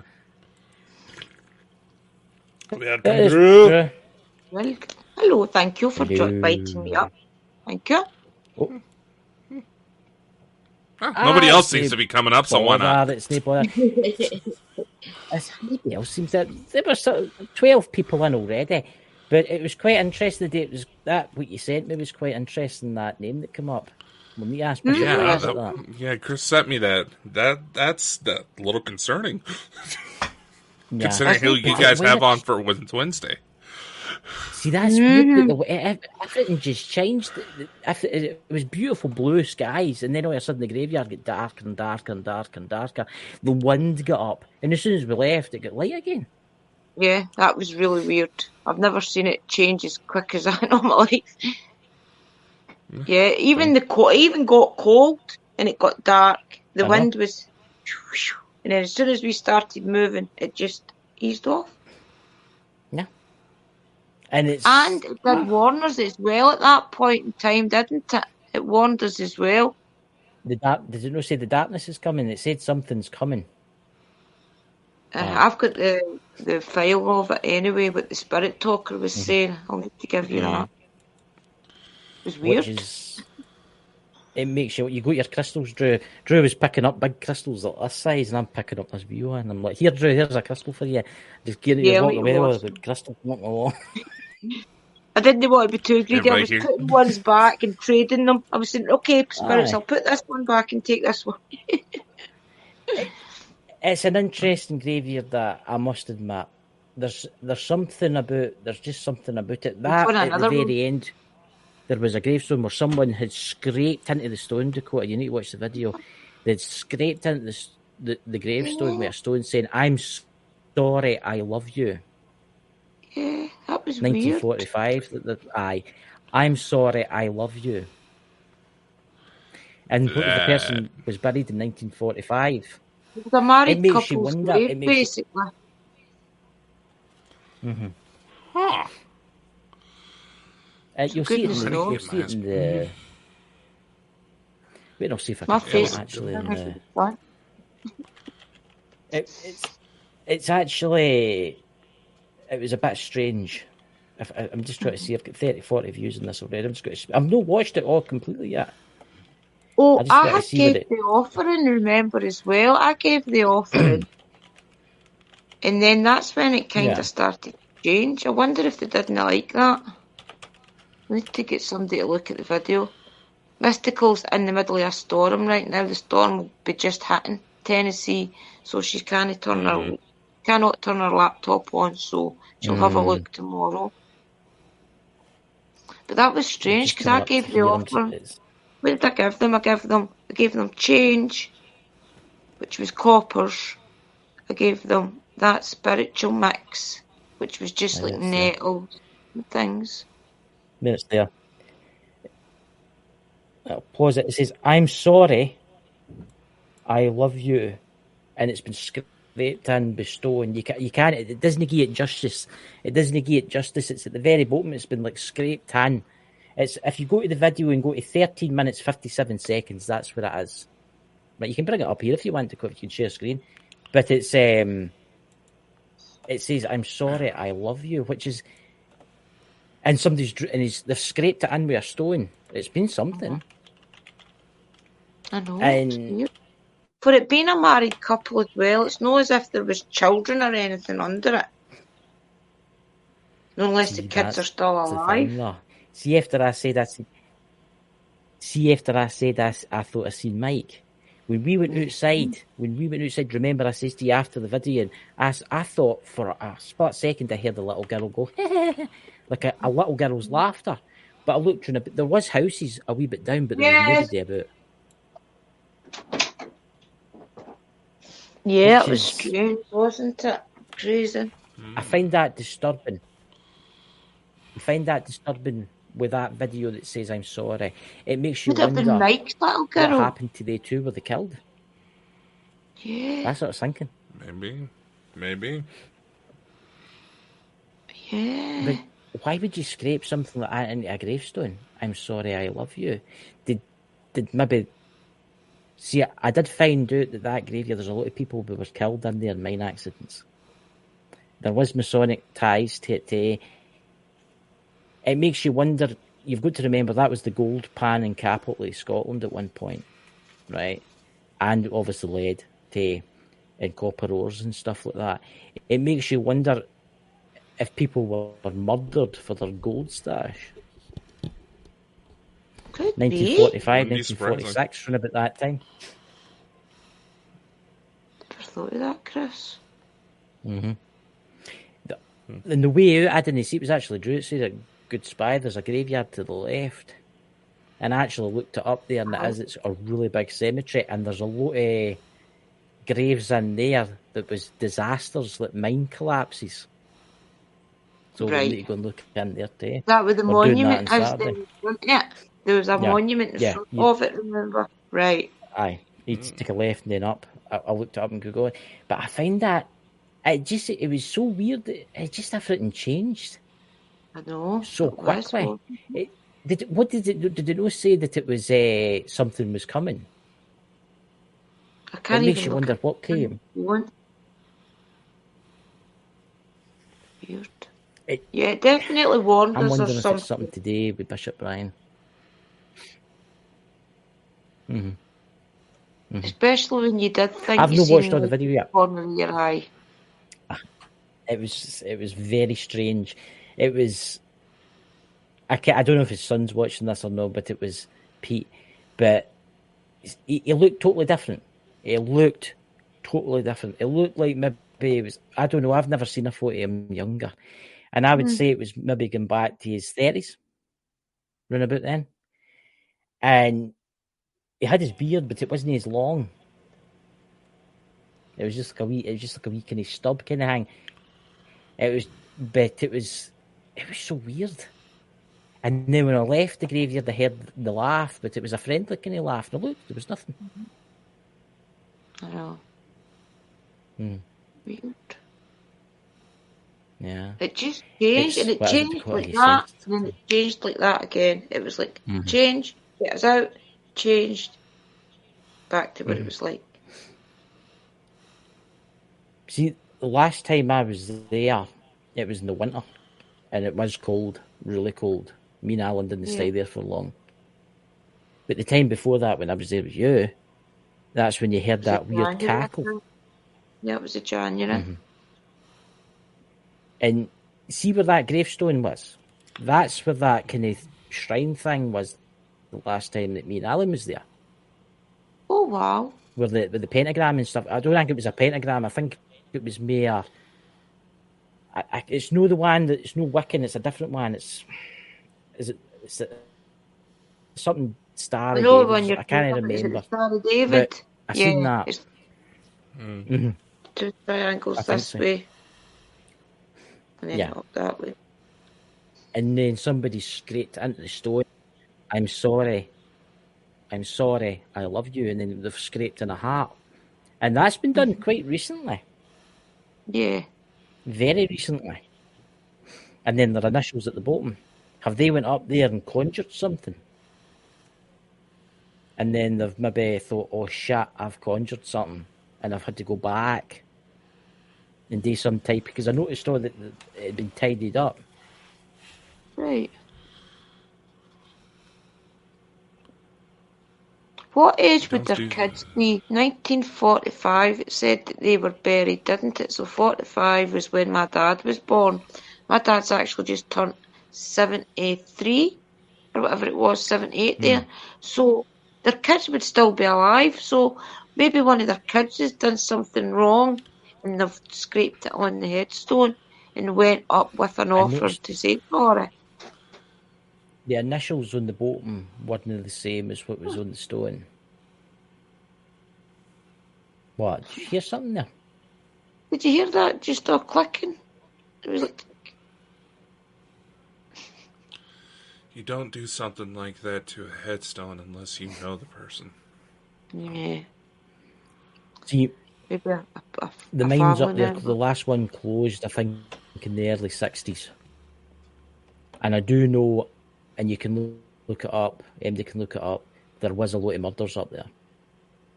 A lot. Folk would like pan for gold, and they would put it away and put it away and put it away, and then somebody would murder them and take their gold. Yeah. And it makes you wonder. Just look up the highest village in Scotland, Dakota, it will pop up for you, Monlockhead, Lead Hills, Monlockhead. And I'm just wondering, if there was something there that somebody's done something. But then again, if say they murdered them in the 1940s, 1945, they'd be some age to go back and do that. Yeah. But then, what happens if somebody's went up there and practiced something that they shouldn't have? That's why we got strange. They've chose that stone to practice. Oh, whatever the ritual. What if they've said they're sorry because they were doing something to themselves and they're saying sorry before they done it? We need to look up to see if there was any S's in that cemetery. What do you mean S's? You're not allowed to say the word. Yeah. Maybe that's why they were putting up sorry. There was, I mean, the mice. You should have seen the mice. Dakota, the mice were everywhere. They were everywhere. I mean, there must have been every square foot. There must have been about 50 mice. Well, that would make more sense, wouldn't it, if they were saying I'm sorry on their parents' headstone? Maybe that's what it was. That's why I go back here and watch this a wee bit. There it says W something. It's a heart. It's like a W and a heart at the bottom. I'll take a screenshot and send it to you, Declan. Take a screenshot. Right, I'll send you that. Then it's on its side, so you'll just need to. It's quite interesting. Let's see. Yeah, definitely food there you for go, thought. It'll be interesting to see what Mystical sees. I mean, it says... And October. And Phoenix. You can see them. It's very strange. See, at the back of the stone, there was some wood lying. That's where that pentagram or whatever it was lying the last time. And it's not there now, but the wood's still there. Do you remember as well I said to you on the way out, we were driving out, that little cottage had like suns up in the window, it had moons and things. Maybe there is a witch in the village. It could be a parent's grave or anything. It's just... It's not like... It's why would you put I'm sorry when it that? Yeah. It looks like somebody's taken a stone and just writ it in. Which is really, really, really strange. Apologising for something. You don't do that just on a whim. That's serious remorse. Yeah. So the last burial was 1945, which is a long time. There it's there. Which is I couldn't get rid of the canary icon in the middle because I had to pause it. Yeah, I read it out.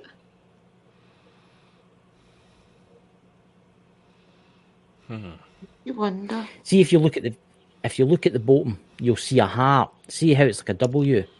I thought it was like maybe an S or something, but it's no. I went right up to it, and it's actually a heart. It's a heart. Yeah.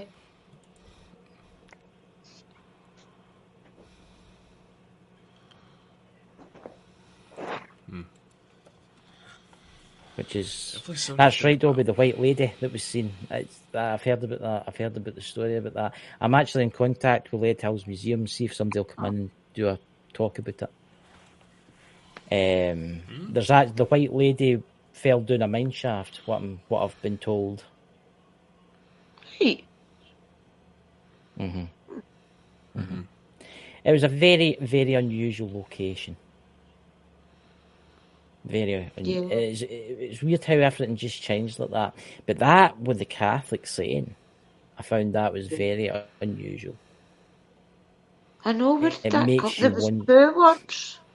Wasn't there? There was 2 words that the spirit talker said. You can bring that up if you want to quote that we sent you. What is it? Tenebrae is the Latin word meaning. Tenebrae is the meaning of the darkness. The service of Trinity is a practice in most Protestant churches. Church service observed during the final week of during the final part of Holy Week, commemorating the sufferings and death of Christ. Ooh. Deep. When's Holy Week? Don't know. Isn't it new, is it? Look it up and see. Sounds like something that would be more in April or something, doesn't it? Yeah. Easter or something. April 2nd to April 8th was this year. Yeah. Interesting. Leads up to Easter. Tied in. So. We did say it was recent. What was on the grave? Is it all tied into something? We'll need to study what the Spirit Talker all said and when. How do you spell that, Iron Firehorse? That would be, where does it? Let me bring it back up again. Tenebrae.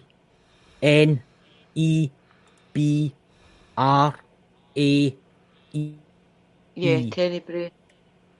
That's it. Thank you. Tenebrae. See, that graveyard's probably from that graveyard itself's probably from the 1300s. Yes. Aye. So, because there was a gravestone where it was just kind of like a skull deco and then just bones, there was no writing whatsoever on it. And that was right as you go in, so that'd be one of the first graves in the graveyard. I think we need to go back there. That's say, guys, when we left as well. Yeah. I don't know, it's in the way back, I just felt weird after it. Yeah. And then it finally left. It finally left me. It's... Chris and Drew, you consider an overnight investigation up there? I could do an overnight investigation up there. There's plenty of places to put a tent, believe me. I could just see the new tent, the dome tent right in the middle of the graveyard. The midges were terrible. Oh my God. Oh, no. They were under that tree. Aye, they were really, really bad. I will say that. But it's all undermined, Tasty. This is the thing. There's under that graveyard. There's mines. They say there's 400 miles of mines underneath that graveyard. Deep into the earth, so as they can get the gold and the silver and the lead. And I've noticed that all round about it, Dakota, everywhere round about it, that's what was lying. Quartz. Yes. Everywhere. There was veins and veins of quartz. Everywhere. That would energise and everything. Yeah. So it makes it, I mean, look at that. Look at the sparkliness there. Well, I've got some crackers with to show you. They're upstairs. I'm going to wash them. I mean, you think about the energy that gets travelled through quartz. I picked a bit up and it felt weird, so I chucked it away and then I seen that bit and it felt fine. Mm-hmm. And there's a stream next to it as well. That's right. There's a stream and there's a ley line runs right through the centre of the graveyard too. Because I found that out today. Perfect storm again. Yeah. Just only the fire missing this time. Yeah. I'm just wondering if something's been done in there, something practiced in there. What if, right? What if there is like a don't even say which, a spiritual person who has done something, maybe to try and talk to their parents, conjure their parents or something, and it's all went wrong, so they've had to come and say sorry, and that is why the energy is so intense around that type of area. Maybe it is somebody that thought they knew what they were doing and didn't. Mm-hmm. And it's went wrong. Yeah. Because why did we keep hearing witchy cackles the last twice? Alan heard it. I heard it the first time, and then Alan heard it the last time. That was the reason we were going there. It's where that little girl's laughter I found quite interesting because there was nobody about. There was a couple of tourists, but they drove away in their motor. Yeah, and then and then I heard it, and it was just like a little girl laughing. And I looked around and there was nothing. I mean, the houses were maybe 500 yards down the road, but I could see into the gardens and there was nothing there. But you wouldn't hear it as plain as that. And you did get little girl. And you did get little girl. Video. After a video, remember we stopped filming for your channel and I did a video for my members. I wonder if there's any voices on it. Remember we walked up the hill? Your ghost talking app said when we walked in, little girl. Yeah. And then when after I ended the live, it must have been about 30 seconds after I ended that live and shut the big iron gate. I heard, like that, and I looked around, there was nobody there. Do you want to know what you need to check? Do you remember you did your intro and something happened and you done another intro? Check your first intro and see if there's anything on it. That was weird, it just turned itself off. That's right, so it did. It turned itself off. I've actually got it here. It's only like 53 seconds long. Let's see if I can... Gentlemen, we are back at the Witch's Graveyard. Now, the reason it's called that is because we heard a weird cackle the last time we were here. Now, obviously, Andrina's here from Drew's Abandoned Paranormal. Did I tell you that right? That's right. We're going to do a live stream, but the signal here is like zero, zilch, nothing. But up at the museum, there's a 4G signal, so hopefully I can get a live there, which you'll probably see before this is uploaded, actually. So let's just go for it. It's quite popular with tourists. I can't help it if there's motors driving about, guys. Spirit talking is our starter point. I want to go down there where I can.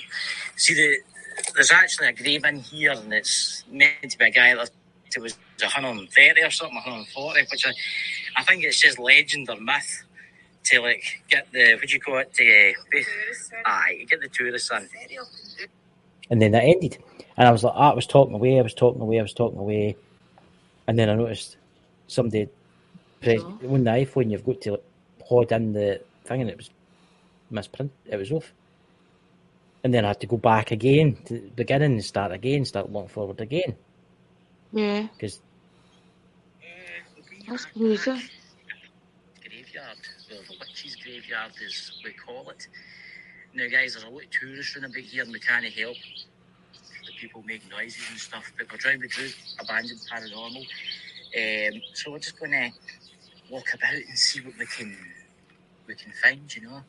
So there's some tourists to the left here, so we'll walk down the bottom before we get the spirit box out and stuff like that. I have got a spirit talker on, guys, so the spirits are here. I've not called out to them yet. So if they're here, they won't communicate through this. That's a car. So we'll walk round this way. Now, there's meant to be a grave of somebody that lived to a really old age in here. We'll see if we can find it. This is Lead Hills. This is Lead Hills Cemetery. My name is Andrina. My friends call me Drew. This is Christopher. His friends call him Chris. We are here just to communicate with you. We do not mean you any harm. Any items that we have got here for communication, it will not harm you in any way. I'll stop it now because this goes on for obviously nearly. This goes on for quite a while. The birds and everything were getting loud as I was talking, as if they were trying to drown me out. Aye, and then when we went to the other side of the graveyard where that other stone was, the birds just stopped. It was like there was no life except for the mice. Uh-huh. I can go to that if you want. That bit. Wow. I found that interesting. I was walking along and somebody had stuck a feather into the wall. Yeah. I never touched it or anything, I just seen it. Beautiful area. Let's see. Look at the carving. See, that's us getting into the other side now. And the birds are just like dying out. When we were here that last time, I'm sure the car came to do this way. It did, I think. See the sand? That's where the pan for gold in there. I'll come up to that grave. That's where I seen Mike. Where is it? See it coming up. See the trees. You'll see me pan. You'll see me turn the camera.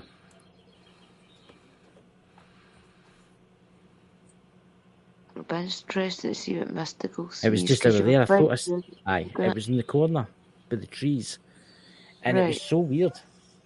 It was just... That is strange. Right. Here's the... Oh, there's a wee mice running there. Look at that out of the grave. I'm sorry. This is my...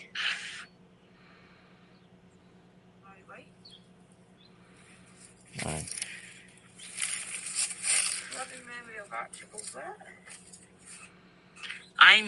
What's that? I'm sorry. This is my love. To say it in the back.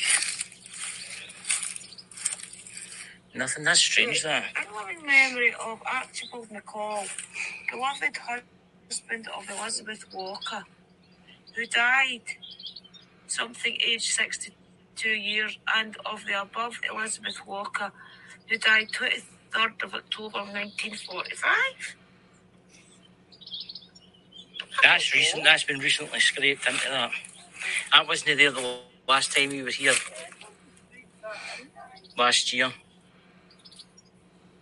That's crazy. Just a bit weird to put in a gravestone. Like an old See, grave. that's like what did you put that at the bottom? It's like a love heart. I am from the light. You're from the light. And then it said That's I nice. in the light. As well. We don't work with darkness. You want to tell me your name?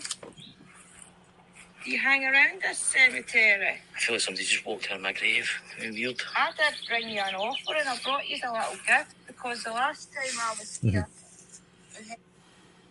And then we went up and we started doing the thing with the cat balls and things. Mm-hmm. Are you feeling alright, Dakota? Are you sensing anything? Or? You want to know what's weird as well? Do you remember I kept saying to you that the tree outside the cemetery I kept saying to you, that tree, I keep looking at that tree. It was as if my guide was putting it in my head to go sit under that tree and relax. Thinking back on it, See, I was getting that. I was getting, go and sit under the trees. Right. Sit under the trees, but I didn't want because I'm being alive with midges. Yeah. Even when we were sitting in the car after it, I said to you, that's weird, I keep wanting to sit under that tree. Mm-hmm. That's strange. Mm-hmm. As soon as I opened the metal gate and walked across, it was like I walked out of the threshold that just stopped. It was fine, and the sun came back. The big iron gate. Mm-hmm. And the sun came back. Mm-hmm. Wait, I'll see if I can play it for just for that point.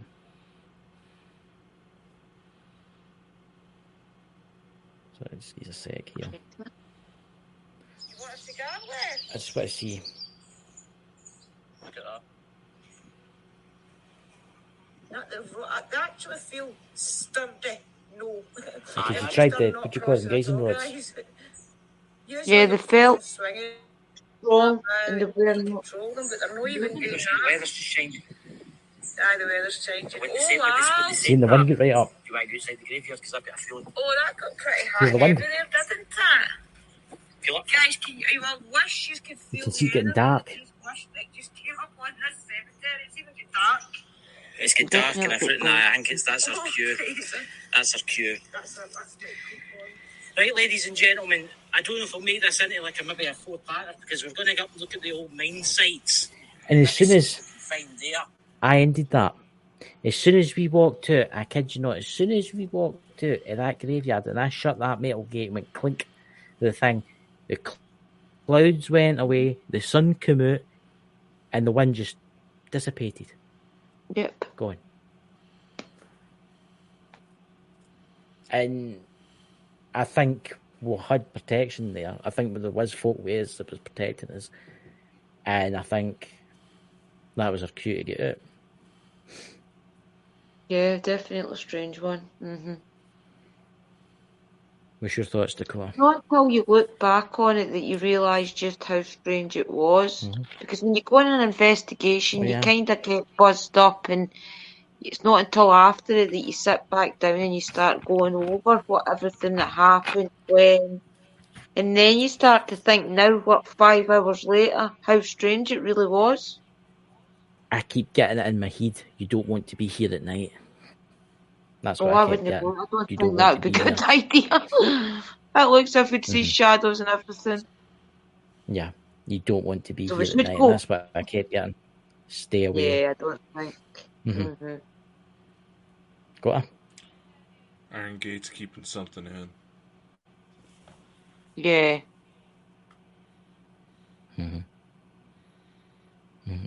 Because what's the iron used for? Iron's used for, like, iron's always been used as a thing, as a protection thing, hasn't it? Do you know the wee gate at the back of it?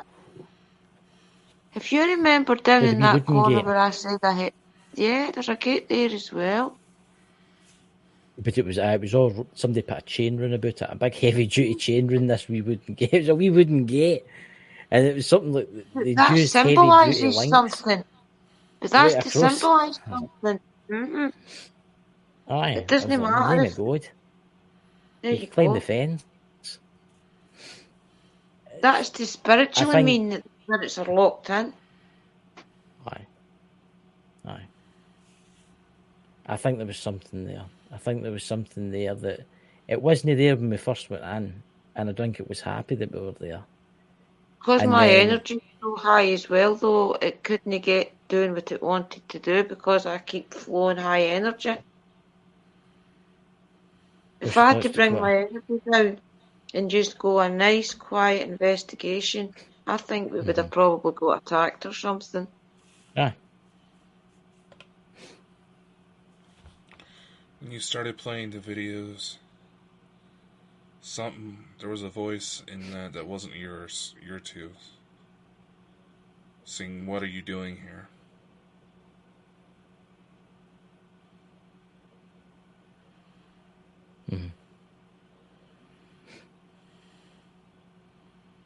You can play the video in here if you want. If you want, I'll screen share it and bring it up.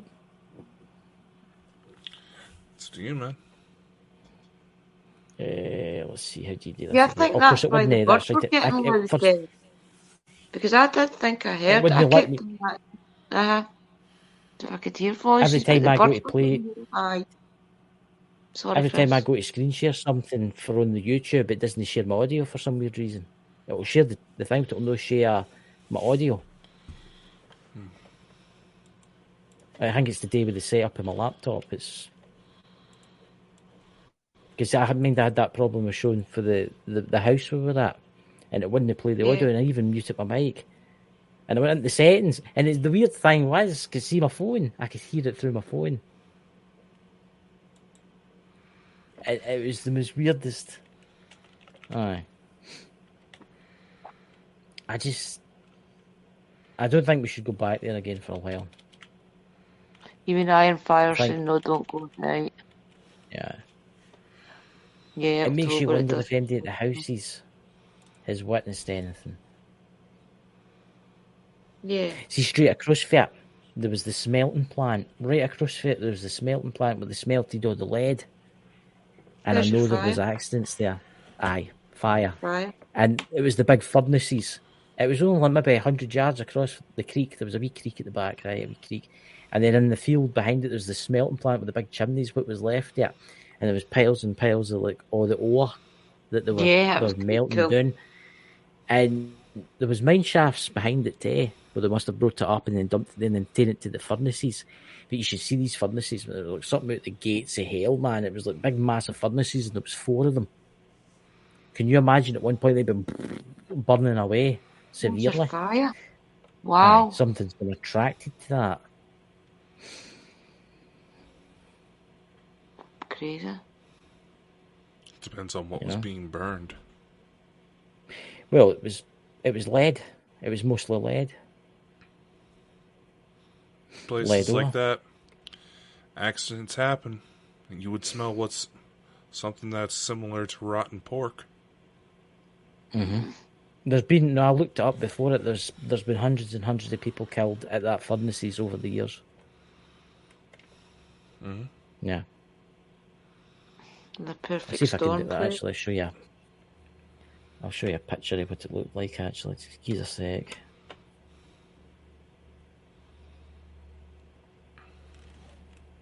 It tells... It makes you wonder then if the peacefulness of the land up there is what's helping keep whatever's in that cemetery at bay. Because the land is so peaceful and so quiet and you feel kind of magical. Mm-hmm. So is that peace around it is what keeping it in and keeping it contained? That's what it looked like before it fell into disrepair. It's an artist's illustration. Right. See the fires? Mm-hmm.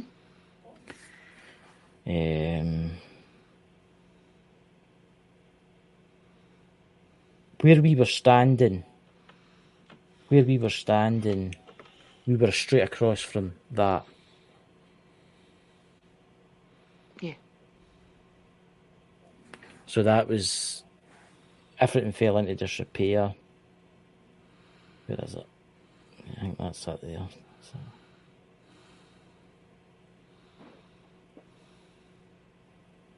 There, it's there. So we were standing. Welcome, Doomsday. We were standing across the other side at the graveyard. We were standing there. That was the last, I think it was in the 1960s, was the last time. That's when the fires stopped. They stopped melting the core down. Hello, Doomsday. It's good to see you, my friend. Hope you're well. That's so crazy. It's honestly, it's mind blowing. It's the creek that runs down right past the graveyard's full of gold. It's been well panned now, like there's not that much there. You have to go around into the surrounding hills and stuff. But see, the gold that's used at Lead Hills, Walnut Head, it was actually Walnut Head near the graveyard's actually near Walnut Head. The gold is special gold. It's not like normal gold. See all the royals' crowns and rings. That's all made from lead. That's all made from Lead Hills gold. Aye. Right. It's got like Lead Hills gold's worth a lot more than normal gold. High grade. Because it's rare. It's used in royalty. It's used to make crowns. Well, it was used to make crowns. In all your poltergeist things, it was the coal. So up here, it's your gold. Obviously, it represents your earth. That's crazy how there's always like the 5 elements there. Mm-hmm. Yeah. I think, Dakota, you need to come your holidays and we'll need to take you out there. You know? Sounds like it. What I've been told is that because it's so undermined, see all the houses are undermined, right? And I know for a fact that they're haunted. Big time haunted. You got to remember they've been mining up there for the 9th century. Yeah. I mean, the Romans mined there. It's got a very welcoming feel in the little village, isn't it? As if, come and stay here, come and stay. See that bit that I told you doing the Merrick Pass? If you kept going down that road, there's like a cave built into the back of the mountain at the back, and there's actually the Knights Templars cross. There's a Knights Templars cross, and for hundreds of years, people have tried to figure out what this is. They don't know why it's there, and it's just the cross of the Knights Templars, and it's built right into the side of the hill, right? For some weird reason. That'll be why, because it's a magical spot. Yeah, magical spot. Maybe they mined their gold there, maybe they mined their lead there. But to remember, lead was used in a lot of things long ago. I mean, at one point, they used to use lead in fillings? Good God. That's where the Mad Hatter term came from, because they put lead in the hats. Mercury. Right. Was it mercury? Was it no lead? Did they use lead to shape the hats? The mercury being liquid, it gave the hats a nice shine to it. Really? Wow. There you go. It's a creepy place. What's that? What's that? Oh, Doom Show. I hope you get better soon, my friend. And you're not very well. Don't be so. It's a very creepy place at night, especially driving back down the main road. I've drove up there at night in the pitch dark. I've seen somebody up here once, and the sheep just wander straight across the road. So you have to have your wits about you. And there's bankings, Dakota, right? There's bankings with no fences. And see, during the day, you look off and it just goes like that. Dink, away down. We're quarter of a mile into a gully. And there's been people who drove off there and get killed. There's people just drove off them and get killed. Doesn't surprise me. That bit that I told you was the minute pass. See, if you had an accident there, you're screwed. Because there's no... It's that shielded, right? You can't even get a signal on your car radio. I believe that. So, there you go. Beautiful area. I think there's a lot of dark things. Obviously, Scotland's old, really old, and it's got a lot of things creeping about. Those you need to take Dakota there and lock him in the graveyard overnight. Chris is determined he's locking somebody in somewhere. No. I'm just going to end up being locked in somewhere. I was sitting waiting in the traffic at Leigh Hills itself, and we were looking at the pub across the road, and I noticed there had a wee shop at the side. I went to tell that Bishop Brian, because he's got a thing for whiskey. And all it was all the expensive whiskies. They keep that for the tourists. And all it was whiskey after whiskey after whiskey. Every single type of Scottish whiskey you could possibly imagine. We love our whiskey and our iron brew. I think we need to do an investigation of the whiskey shop, just to make sure it's safe for the people that will stay there. You know,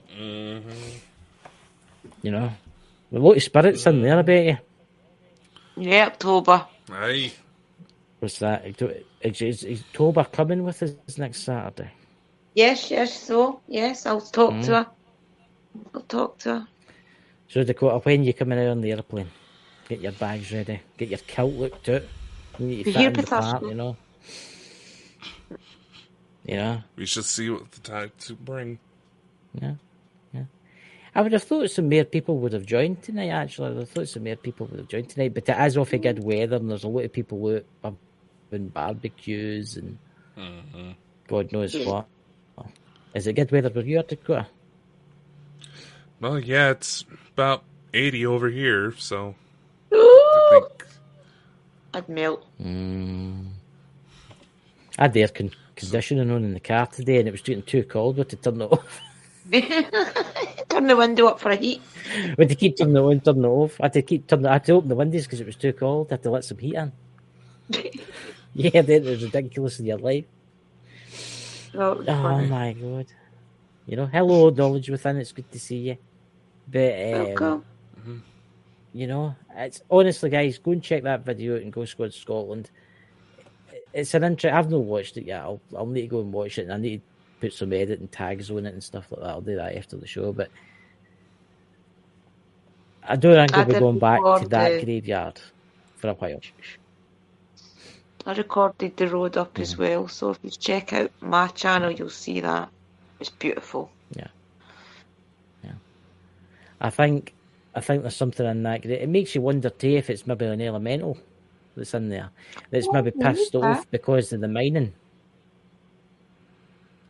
You think about the raping of the land. They've basically destroyed the entire valley, looking for lead. There is holes everywhere. I kid you not, guys. There's mine shafts everywhere. I parked the car and I counted 6 mine shafts. Then on the other side there was 7 mine shafts, and then there was shafts going into the mountains, and it's totally. You just need to look up Leigh Hills, Warnock Head, and you'll see what I mean by. You'll see it. It's crazy. It is beautiful, but it's crazy. It's the highest village in Scotland. I think it's what 1,300 meters above. You did feel it. You felt the pressure. You feel your ears going weird. Yeah. When you're getting high up. You know? It's good to see you, Knowledge Within. It's good to see you, my friend. So, Dakota, what's happening this week? What interesting, exciting things are you doing this week, man? We'll see how things go. Yeah. You never know in this world now, you know? Oh, yeah. But Drew's got and Gina here, she's getting Drew's Abandoned Paranormal. She's got Neil Story coming on tomorrow night. Very nice, very nice. He doesn't come, he's in for. Talking about witchcraft murders. It'll be very interesting. He'll never do a podcast ever again. Again, I hope he can understand two witches, my mystical and Drew, and they'll put you in that. If he's watching this, Neil, you'll end up in my jar. You better do what you tell. You will be fine, Neil. You know, I've been in a jar a few times. I'll talk nice and slow so that you can I've understand. got my jar ready. It's a nice jar. I've got it ready. It's my candle. He keeps it beside him now. Oh, I have ready just in case that I don't have to put it in there for a couple of hours. You know? Oh, Lordy. What's that, Chris? Are you still on the special vapes? I actually stopped vaping because it's not very good for you. It's actually really bad for you. It's really bad for your lungs. Instead, I've bought myself some energy sweets. Buy energy sweets. They're great. He's doing an advertisement. I can't eat any more because it's 11 o'clock now at night and I'll be up all night. You pop anything more of those, your heart's going to be meeting Jesus before you do. Praise the Lord and hallelujah. There you go. See? You'll have to interview Bishop Brian for me. I spent too much time because... You know? What? So, Dakota, do we have any guests for next week, or what we're doing next week? Do we have to wait and see the special? We'll have to see. Had a few people reach out and working out scheduling and all that fun stuff. So we'll see. Mm-hmm. And Lewis in the chat there, you need to come on the show, man, and talk about the ancient technology, the ancient things one night, Lewis. You know, don't flake out on us, boy. Tartaria, Dakota. Look up Tartaria. It's very interesting. Lewis there kens all about it. Tartaria. I follow his. I follow his TikTok. I've seen his stuff. No.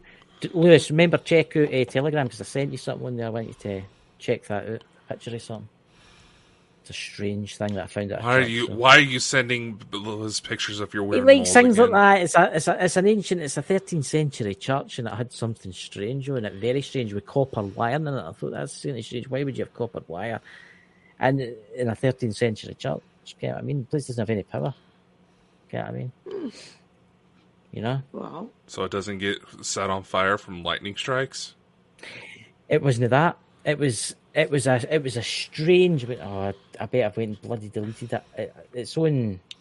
Where's my messagey thing? But with Google Photos, I store everything in Google Photos. Where are we? That's it. It was on a 13th century church, right? At the very bottom of the church, right? That's all it was. And you see that little hole in the very centre? It was copper. Copper. I kid you not. And I said that to you, Lewis, because what would that be for? Because it doesn't go anywhere whatsoever. It just goes to the church. So I sent you that, Lewis. Feel free to use it in your TikTok. There you go. You know. So thank you, everybody, for coming tonight. It's been absolutely awesome. Thank you for coming on, Drew. It's good to see a lot of new faces like Doom Show. He's in the chat there, and it's really good to see you, Doom. And Dakota, do you have anything to say before we go off into the yonder? No, just thank y'all for coming. At least we had somebody decide to show up last time we had an open panel. Nice. Last time I was getting a little concerned. My goodness. I know.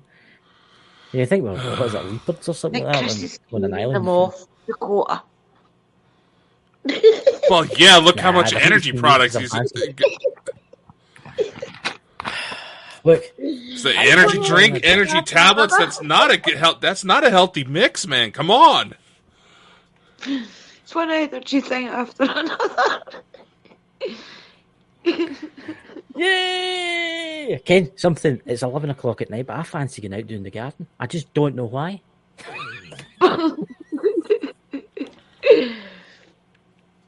Oh, bonkers. And then I'll wash the car and polish it, I think, just for the fun of it. This is why they are bold and bonkers. He needs to get some. I'm going to send him my big box of them, you know? Yeah, lately they actually I'm bald, have the opposite bonkers. effect in me.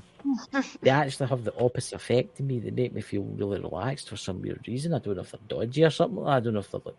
That's actually a genetic thing. Really? There's certain genetic sequences that make it to where caffeine processes slower in your system. I have it. We're waking up at 3 a.m. The devil's hour. Doing the hoovering.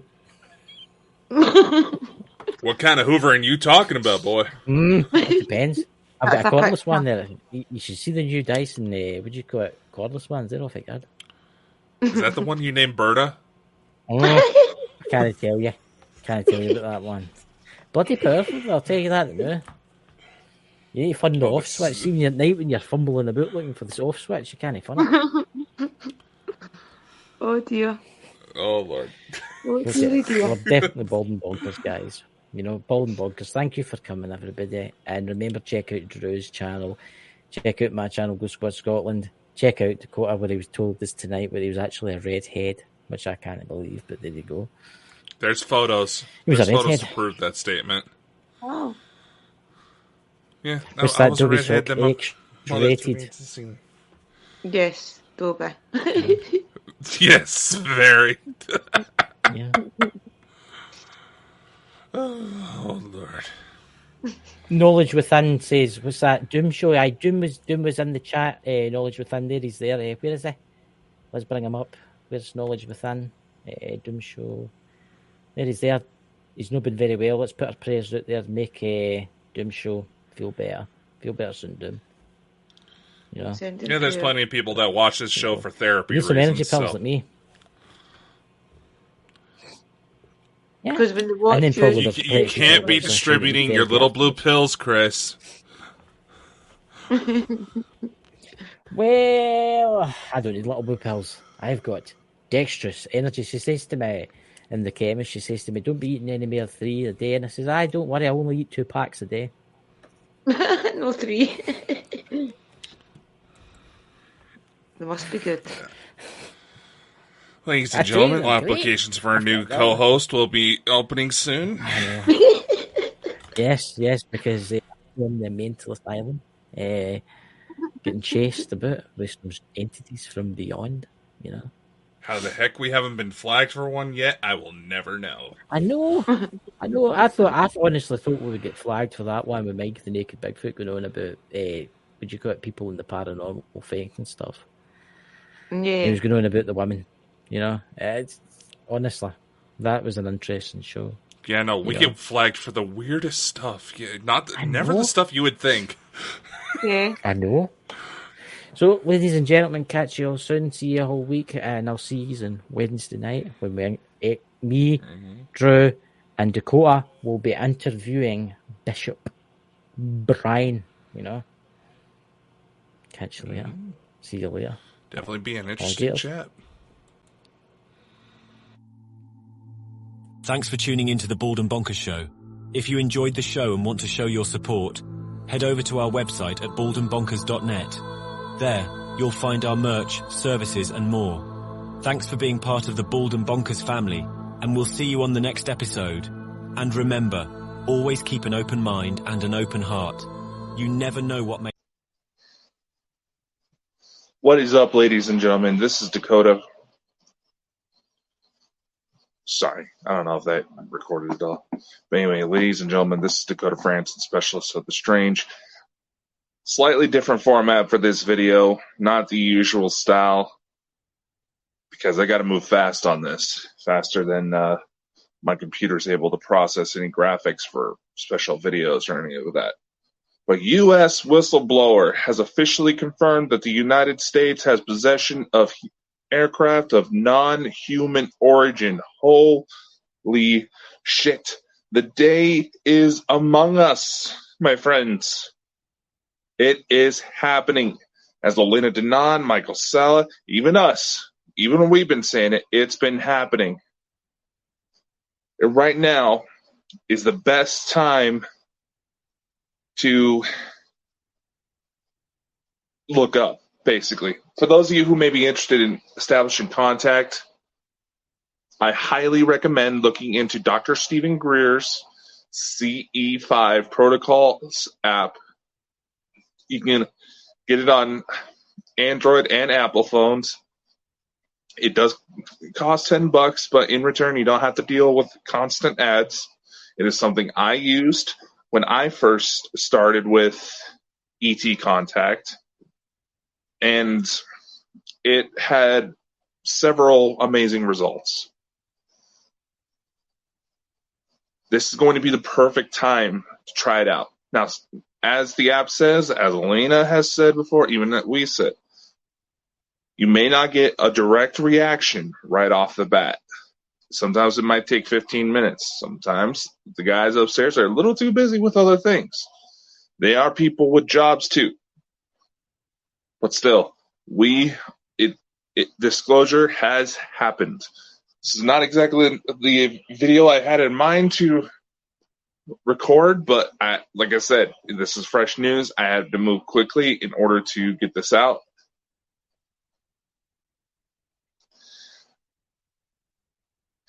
And I also wanted to quickly address some concerns people have had with the kind of morbid nature of some of the information I've brought forward.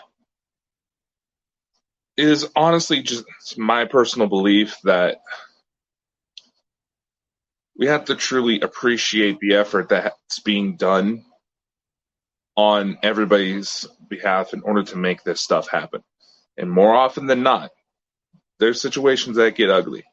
If you think the stuff I've talked about so far was bad, you have absolutely no idea. I'm flipping my camera so this feels a little, so the video looks a little better. Okay. If you think the stuff I shared so far is too morbid, it doesn't follow the spiritual beliefs, then trust me, you have no idea. There are things I've withheld due to, one, respecting the privacy of others who were involved, because there were some pretty messed up incidents that almost killed people. Two, I don't want people doing something stupid to get themselves hurt or worse. Three, there's also information that's a little sensitive for me to share. And with modern feminism, anytime a man goes to disclose anything, he is immediately attacked, as we saw. But I hold no grudge against Elena. I owe that woman a lot. And just a little bit of a heads up, something I didn't mention on the show. Apparently, Elena's been name dropped to me, and I'll be popping up on a few podcasts here soon. So stay tuned on that. Truly historic times are among us. It's honestly overwhelming. A lot of people are going to be well-deserved of dancing in the streets, screaming, "I told you so! I told you so! I told you so!" But the work is not done. There's still a lot of people who have a sort of religious paradigm when it comes to this type of stuff, as well as a number of individuals, and someone who will likely try to comment on this video, because I find it kind of funny that I got to make a remark about how easy it is to hijack certain things, and certain assholes try to hijack my accounts. Yes, I know, and I know who you are. Yeah, I know, some people don't like it when I fire off, like the other night. But you know what? I'd rather stir up hate for doing the right thing than be loved for everything this woke culture enables. But nevertheless, I understand there's some people who may be disturbed about my approach. Some people who about just the material I've presented. Guess what? Just because the Ascension event is coming soon doesn't mean we're going to be out of the darkness quite yet. Darkness has to coexist with light in order to understand everything that's going on. We're going to have further battles. It's going to happen.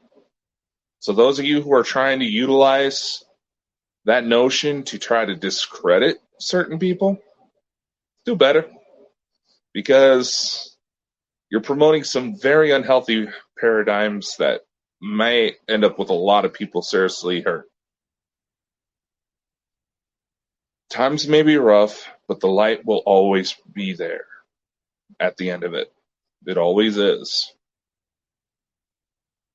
The second the light's gone, it's not like it's going to matter much anymore because we'll be gone. No matter the heart. You see, the thing is, I share my story not to try to gain fame or any of that. One is to try to understand my incident, and two, maybe, for those of you who know the story, maybe there's going to be some people that it can help. And I know it has. Some people have reached out thanking me for telling that story because they were going through some hard times and had just enough of a cool little loving, wholesome twist that they're still going to this day. And you know what? That's mission accomplished. The 2020s prove that nothing's quite impossible anymore. And soon, I'm not 100% sure when, because I've had a number of incidents pop up to distract me that I had to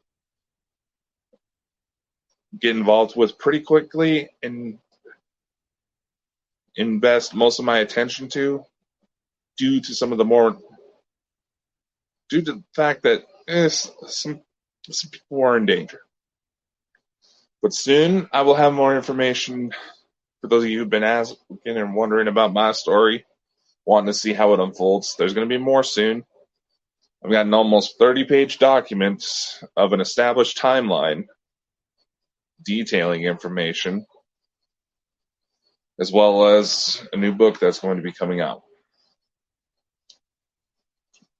That the timeline's going to help. With that, I actually want to end this with a plea for information. Certain details I did withhold from the Elena interview for reasons I mentioned before. But there's also things that I wanted to personally investigate and ensure that it is something before I say anything. So unlike most people on the internet, I like to try to be somewhat sure of what I'm talking about. So, here's the deal. Okay? This is going to sound weird. Those of you who know a bit about the story may understand where it's coming from. For those of you who don't know what I'm talking about, do your research, because it's an ongoing saga.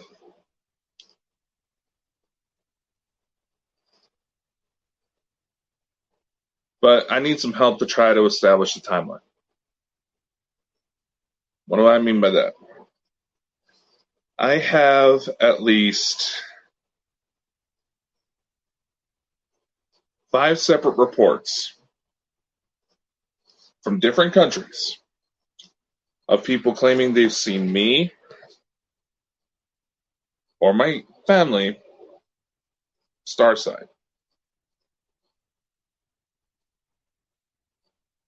If anyone believes they've seen us, please let me know. Try and give me as much deep information as possible. I don't expect this plea to produce any results, but at this point, I'm willing to take a shot. I'll be able to validate any claims that come forward. So anybody who tries to stir up trouble, I'll figure you out pretty quickly. Nevertheless, I know that my family and I, we've all had a part in operations on Terra, even before I was born, if that's how you put it. But I'm still adjusting to certain things.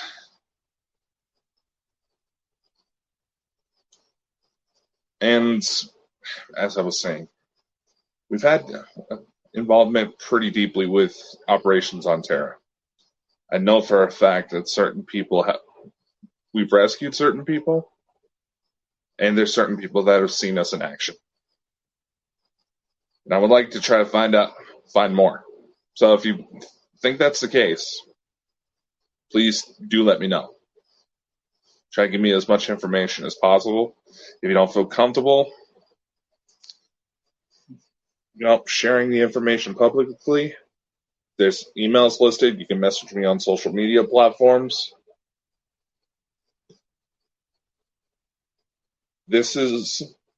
I'm not trying to do anything special. I'm just trying to see how deep this rabbit hole goes, basically. And I figured where the U.S. is finally coming out and saying that they have alien craft, it'd be a perfect time. So Fernando, Demis, you want to help with that search? Go right ahead. I don't know the extent. I have confirmed reports of sightings here in the U.S., a couple in Canada, a couple towards the UK, one down in Australia. So, and these are just people who reached out, so there could be more. I'm not exactly sure how else to try to put this plea out there. I don't expect it to yield any results, but we shall see. Anyway, my name is Dakota Franson. See you when I see you.